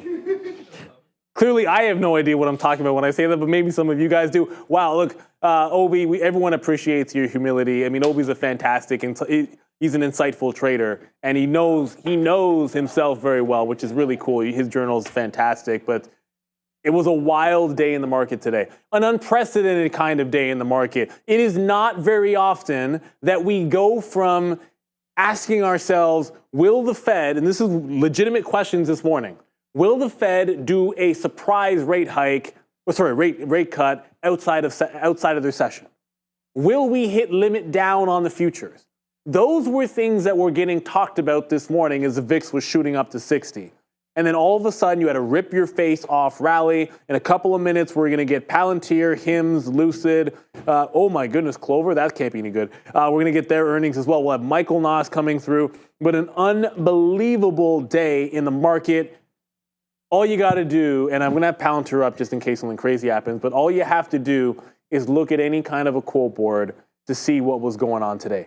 Almost everything was red. I feel like when we have these crazy red days at Dara, it's the same, like wheat is always up a small amount. Obviously, TLT being up is going to make a little bit of sense on this board. Everything down. Q's down 3%. SPY down 2.9. Berkshire down 3.3. XLV down 2.7. The Dow down 2.6. XBI down 3%. XLY down 2.8. SMH down 2.3. GLD down 1.3%. You see what I'm getting at here? And you know, just to top it all off, when everything is looking that bad on an overnight basis, I know we bounced. On top of that, you had to take MSOS down 8% too. Okay? So you get that rug pulled from under you as well. All of a sudden, the weed names can't even catch bid when it's bad. Jets to the downside. It's all bad today. That being said, if your only focus is looking at that percentage, then you missed a lot of what really happened at the open, which was a huge rally across the board, wipeout bottoms that just took faces and ripped them off. Not all names were exactly the same, but a big, big move up in the markets for most of the day. Whether you're talking about the Qs or specific individual names like Apple, and we'll get through some of these, but Apple back through 200, huge rally. Apple right back into 210, as a matter of fact, in the aftermarket, only down 4%. Apple hit 10% at one point. 10% down was Apple, and it's only 4. So it's not always about where you finish or start. It's certainly about where you finish. And one of the things we always talk about is forget sometimes about the percent from the previous close. A lot of times as a trader, have an idea of what the stock has done since the open, because a lot of names, they're up and they are up big since that open. So we have less than 1 minute to go. They should all come in rapidly. I do believe Adara, we've got Lucid, Palantir, Hims are all 405, correct? Yeah, all of them 405. Also Clover Health, which I know there's some interest in the chat, and decent options interest as well. But we got Palantir out first, so let's get started with PLTR. What are they doing here? To the upside, to the windows, to the walls. 10%. 10% for Palantir. No, that just means it's green on the day today, because obviously it got smoked today, but 24 to 27. $27 for Palantir here. Big time move to the upside. Just a quick look for you guys and the higher time frame chart. If you go over to like a daily, this is not randomness that it happens to be popping into. You've got resistance up here at the $27 level. So big bounce into 27. You're seeing it pull back a little bit as we speak, which would make some sense to get to that 27, trying to hold the higher lows here in 26. This is one of those days, I guess, when you had that much negative sentiment and a lot of people sold, the lower hanging fruit would be a bounce. What are the numbers here, Dara? They're pretty good here. We have an adjusted EPS beat, 9 cents versus the estimate of 8 cents. That is going to be a beat. Their revenue here also a beat, $678.1 million for Q2 versus estimates of $652.1 million. That is also going to be a beat.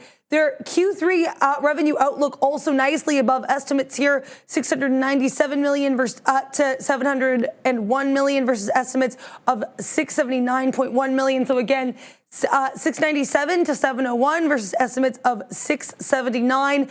Their full fiscal year 2024 revenue also stronger than estimates. This is worth noting because that's actually part of why they gapped down last time, weaker than expected fiscal 2024 revenue estimates. Now seeing 2.74 billion to 2.75 billion versus estimates of 2.70 billion. Also, they're saying they're seeing profitability in every quarter this year. But let's get to some of these other earnings now. What else are we looking at? Is Lucid out? Lucid yeah, so moving? Lucid is already moving, and while Palantir holds on to gains at 28, Lucid pops 13% and then right back to where it was. It was at $3. It went to $3.50 and it's right back at $3. So it must be a little bit, look, I'm not going to say it must be mixed, but certainly there's something they don't like about that. Those are great numbers by Palantir, and the shorts exiting is probably going to make it a good one, but not looking as fantastic for Lucid. The initial move is already retraced right back to $3 exactly, Adara. Got these numbers here. They lost 34 cents a share versus estimates of a 26 cents per share loss. That is going to be a wider than expected loss per share. Their Q2 revenue, though, actually beat $200.6 million versus estimates of $192.1 million. They also said they've received here a $1.5 billion investment commitment from a public investment fund. $750 million of that is going to be through convertible preferred investment, and the other $750 million, so the second half of this investment, will be through a delayed draw term loan. So $1.5 billion investment commitment, and they missed on earnings per share, beat on revenue, guys. Hims as well? Yeah, Hims is very, very whippy in there. And remember, if you did do that challenge on stonks.com, the free look to guess Palantir's price, I do believe I do believe they said at 5 o'clock. I don't think they said 4:30 on that one. I think you it got a was 5. lot of time for that one to calm down. You know, my guess is not looking very good right now because, yeah, the odds of 24.69 holding up are very, very unlikely. Hims is very strange price action here, Adara. Hims went through 18, got to 19, fell to 17, back to 18. Now it's at 1780. So you've had 5% up, 5% down. Now back to the middle here on Hims. Let's go through these numbers here for Hims. Q2 adjusted EBITDA is going to be a beat 39.3 million versus estimates of 34.4 million. Their Q2 revenue nicely beating here as well, 315.6 million versus estimates of 299.9 million. So they beat by over $15 million for Q2 revenue. They have free cash flow here of 47.6 million. They beat as well nicely on Q2 net income here, 13.3 million versus the estimates of a 9.57 million. So that is going to be a beat across the board and $47.6 million in free cash flow. Wow, so it looks pretty good, but I don't think the market's loving it that much. There's something on this Hims. The bid is not really picking back up, and you're trading underneath where we close. It's not cratering or anything like that. Like it's holding down underneath where VWAP was at 1780. Not the best look for Hims. It's like we always say, there's no such thing as good or bad earnings. You can read a report, you could like a report, you could hate a report. The price action doesn't lie when you're a trader. So there's something about it here that's not exactly flying through. And for a name that's 13% short, if they like the report, you would think there would be some covers. What's still interesting is Lucid. Lucid's holding the line at $3, but it's giving it all back and still holding down here. It's the story. Palantir is actually holding highs. Now you're holding above 28. Forget about the 27 level holding. Now holding above the 28 even here on PLTR. It's only a 4% short float. But remember, it's never been that kind of a name in terms of needing to run because of a high short flow. So it is getting into some chop areas up here. A $30 break at some point on Palantir obviously looks very, very, very enticing. So good look here early for PLTR. Gotta love what you see there. And you're getting some moves in the aftermarket in other places. I've seen a few people in the chat mention this one. Nvidia got a nice breakthrough to get back above $101 going into tomorrow's trade, which will be very, very key. So that is looking pretty solid there for Nvidia. Bears versus Bulls corrected me. It is 4:30 for Palantir. That makes more sense because why would it be all the way at 5 o'clock when earnings were out at 4:05? So it'll be Palantir at 4:30. Either way, my two guesses are probably bunk, but hopefully yours are still potentially good. Yeah, Sauce, if only AMC did what Palantir did. Two very different companies, believe it or not. Now, you'd be surprised to know that. AMC and Palantir, maybe not the same. One filled with government contracts, and the other one, possibly a dying business. Who knew? No, I'm just being facetious with that one there. No, I don't mean to be like that. Do we have Clover yet? Because sort of. I saw a few numbers. It's not a lot of movement, but it did spike a little bit there. We were supposed to be getting them at 405. Not a lot of crazy action here on Clover, however. So what I'm seeing here from the estimates that I was seeing when I made my notes today, the analysts were looking for 338.7 million in revenue. What Clover ended up reporting here was 349.9 million. So if those estimates are true, they did beat here. The only number other than that revenue beat that I'm seeing is basically just a summary saying they reported earnings and, quote, improved full year guidance on strong performance. So that would back up that $10 million revenue beat we saw. If I see anything else coming from CLOV, I will let you guys know. Thank you very much, Adair. And just another point here. Lucid, they like it again. That was a heck of a hold at $3. So sometimes it's not that crazy. This was consolidating from 309 to the close with a bid at 3. Breaks out, pulls back after the earnings report. The low is $2.99. Now, I'm not saying people should be out there trying to make plays in the aftermarket, but very few times would you actually see something which is probably reasonably risked. Assuming you have full access to most of the gateways that trade aftermarket, assuming you have access to stop orders or fast order flow, holding $3 on a dime and going 10% on Lucid. I'm not going to. This is not a comment on the company being good or anything like that.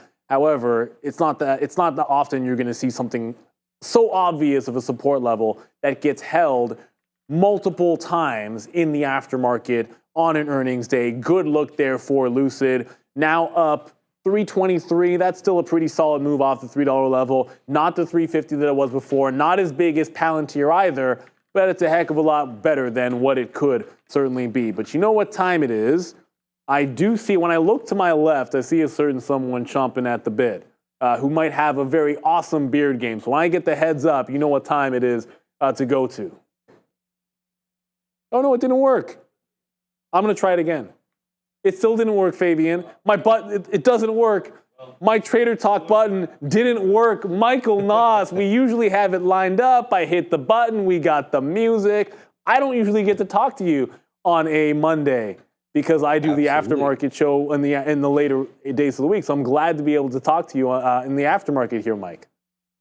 Yeah, it's good. And usually you're a bad omen when it comes to weather, but this time it's sunny and beautiful outside, so I'll take it.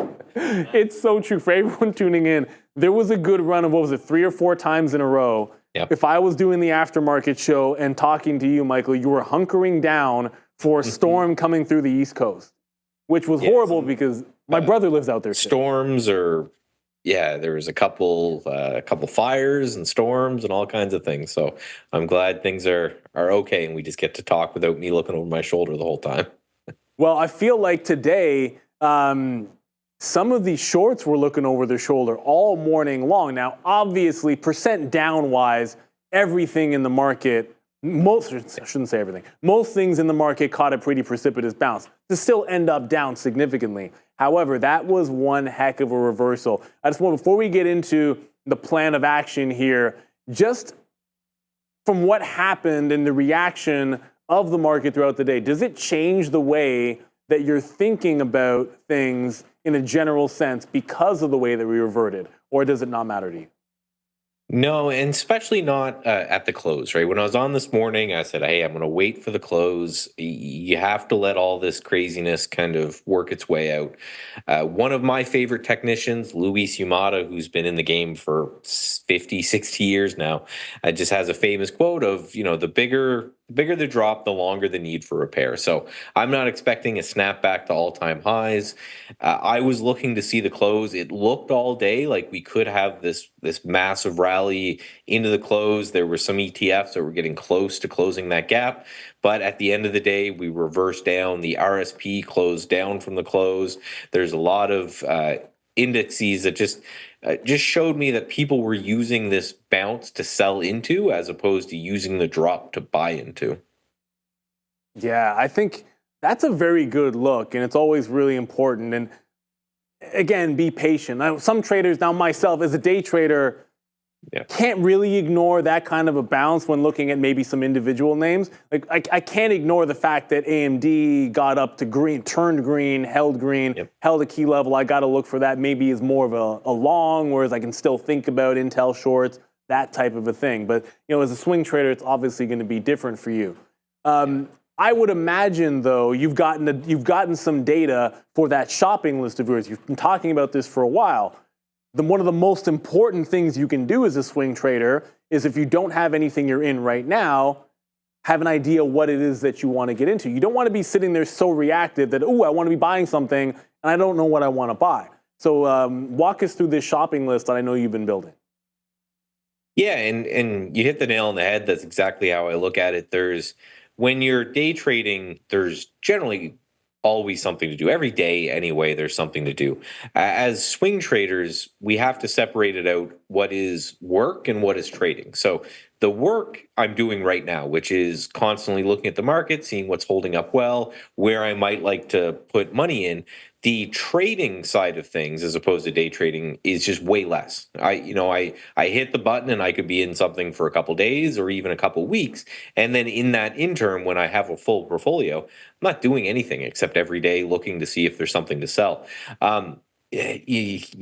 I don't think you can really, talk about things that held up well without talking about FXI. This was a great hold that we had here on the close.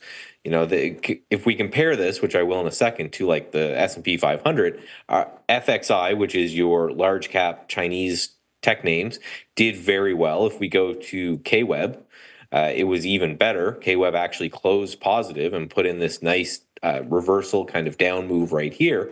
And then we look at the SPY, and yes, we closed with a green body, but well off our highs. And RSP, which I actually like better as a kind of a sign of what's going on with the overall market, because RSP is your equal weighted version of the S&P 500. So it doesn't favor big tech as much as the actual S&P 500. That closed red on the day. So it wasn't able to kind of get going, just showing us that it was a lot of these names like AMD and a lot of these tech names and chip names that actually held the market up a little bit. And because they've been the leader for the longest time, I'd kind of rather it the other way around, where the markets actually most stocks hold up and then those markets sell off a little bit. But yeah, I'm looking at China, and then lastly, a lot of commodities, right? DBC, which is just a overall commodity tracking ETF, that actually closed about positive as well. So you're talking corn and wheat and gold and things that if you drop them on your foot, they hurt. Well, okay, you might have to drop a lot of wheat on your foot and it hurts.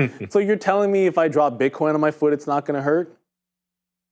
I don't know how you would the ethereal Bitcoin out there. That had a really bad day for sure. And Ethereum. They absolutely did. The one thing about it too, and I was telling traders this morning, Bitcoin had a key 54,000 level. It's like it got to that and then it started chopping it back up after bouncing off 50. So I don't like the way that closed. Can I ask you a quick question? We actually have a question from the chat that I'm going to get Adara to address, and maybe you'll be able to answer that. But before we get to that, Michael, with regards to KWEB and the Chinese market, like I was looking at something like a BABA, which is very similar for a trade. Now, clearly you see the way that it reverted, and there's a big difference between pulling back and then holding where the bottoms were on Friday, or holding at the tops, or breaking through and holding the top end of the range. Now, as a day trader, like I'm looking at the 70, it would be like this 77 half top. Like if you get through that tomorrow, that's kind of just an easy sort of breakout trade in something that's relatively strong if it breaks out the top tomorrow. But what would be your approach be to, let's just say, a KWEB? Are you in a holding pattern? Do you see something that you would enter into? Do you need to wait a week for things to settle down, wait a couple of days, or are you starting to see something brewing right away?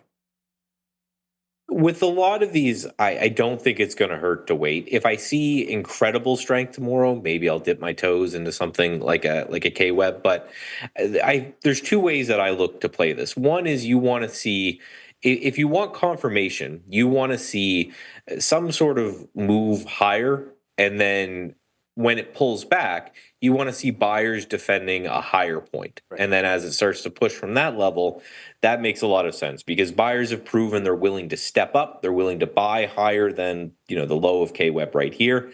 That's one way to do it. Another way, if you want to keep it simple, is you're buying break over this high tomorrow, and then your stop goes down there under the low, and you're just betting that this is going to be a low that's going to hold for a significant period of time. You call it a basement window trade, because if you're going to jump out a window, it might as well be a basement window. You've got your level set. You know exactly where you're wrong. A close below the low of this candle, it's time to exit. For me, I always like to look kind of inside the sector itself. So I was looking today at TAL, which is a education company. That had a nice engulfing candle today. EDU looks nice as well. And then you have TME, which is Tencent Music. Those type of names, I'm going to spend my night kind of researching those. But yeah, I need to see some strength, or if you want to be real conservative, you need to see a push up, and then you need to see it come back and bidders step in at a higher level. Thank you so much, Michael, for being here with us today. Hope you had a nice Canadian holiday. We actually had a question here from the Piper in the chat asking if there's any particular sectors you like right now. So we were wondering if you could give that question and answer for everyone in the chat.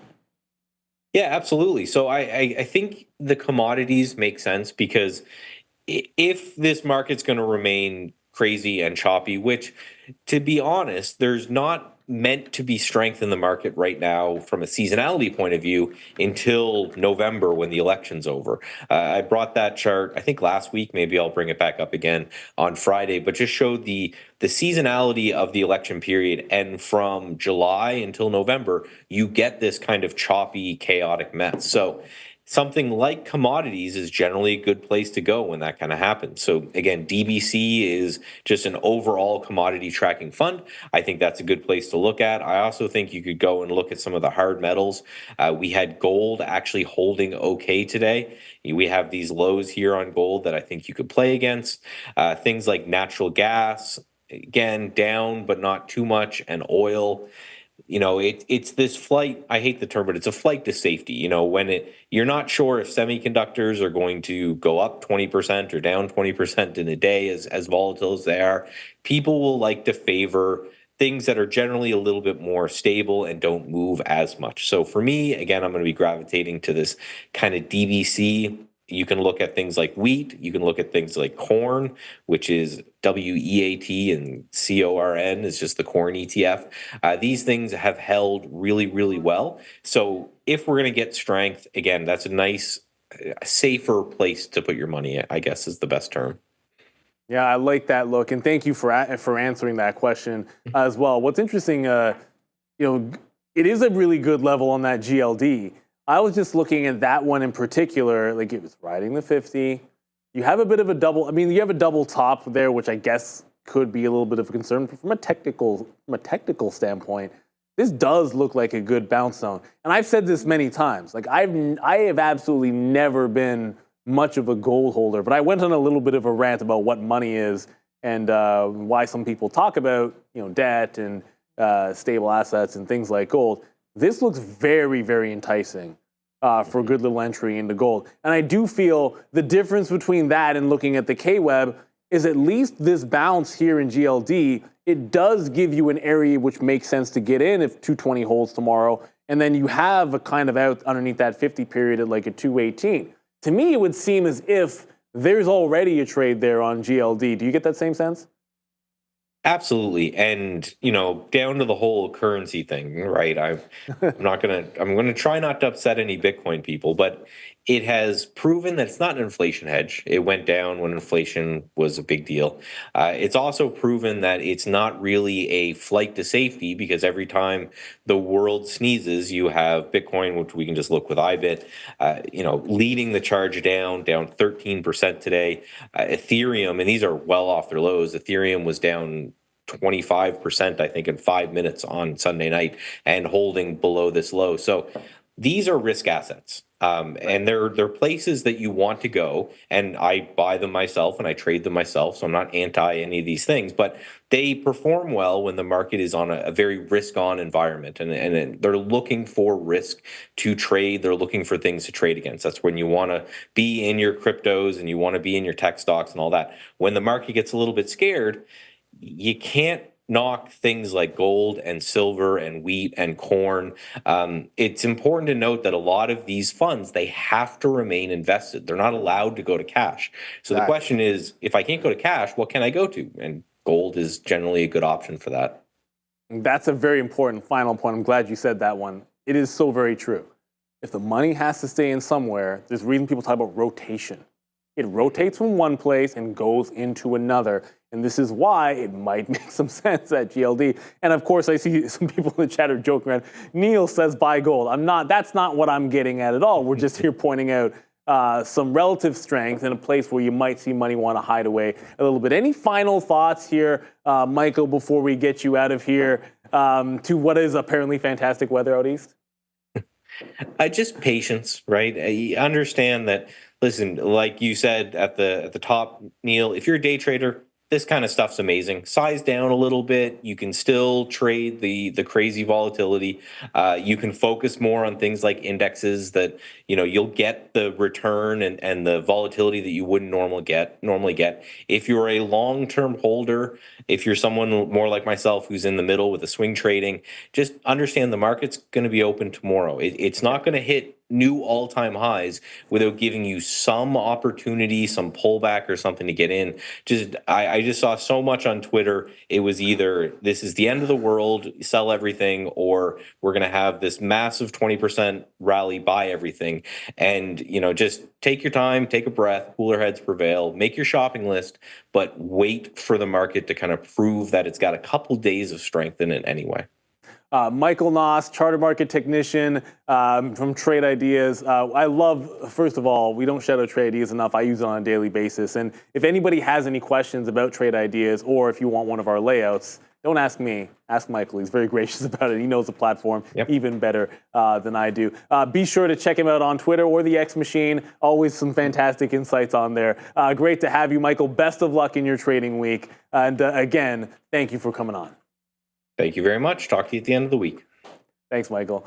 And, there we go. The transition works. I hit a button. I don't know if it does anything at this point. But thank you very much, Michael. Dara, just a point here. Through all of that, Palantir is still holding 28. We just had Michael on the whole time.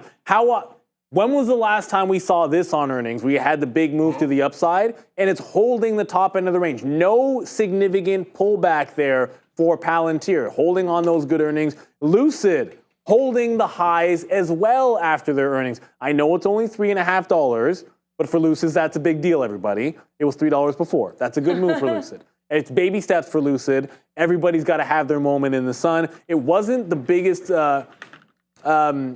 not all good. I'm trying to think of something positive to say here for Hims. Hims was very mixed initially. Now Hims is down 10%. So Hims giving it up in the aftermarket here after their earnings. Not so much good. Good one there. Dara, Lucid dreaming of $4. Yes, it is. And they're still dreaming for another. Fabian saying it needs to wake up if it's Lucid dreaming of $4, which I don't disagree with. Shout out to Fabian for everything. That's not, $4 isn't even that good for them. Let's be real. You're still very much underwater if $4 happens there. Shout out to our sponsor, Real Trading. But you know what time it is? I do. It's about time for a little roll call action. So everybody, thank Bears versus Bulls. Thank our fantastic markets for giving these opportunities.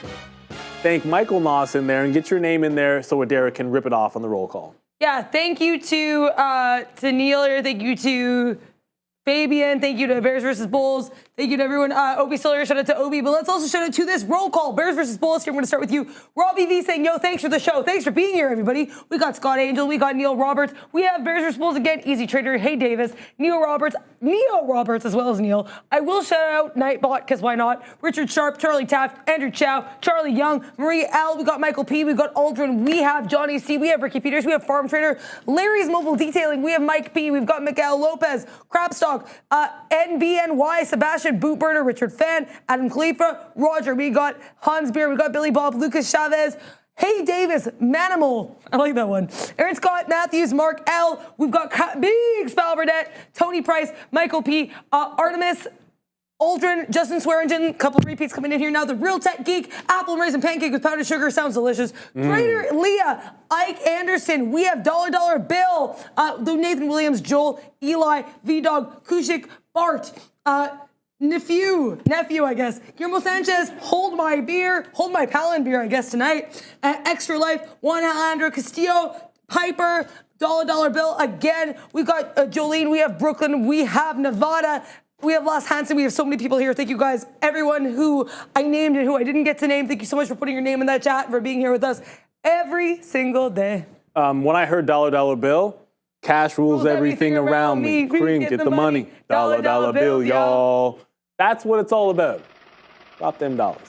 We're going to have a heck of a lot of fun this week. I do believe it. Volatility is back. Palantir is still holding up 12%. You saw what happened with that huge reversion. VIX is moving around. Stocks are moving around. We're going to have a heck of a lot more fun. So you know what to do.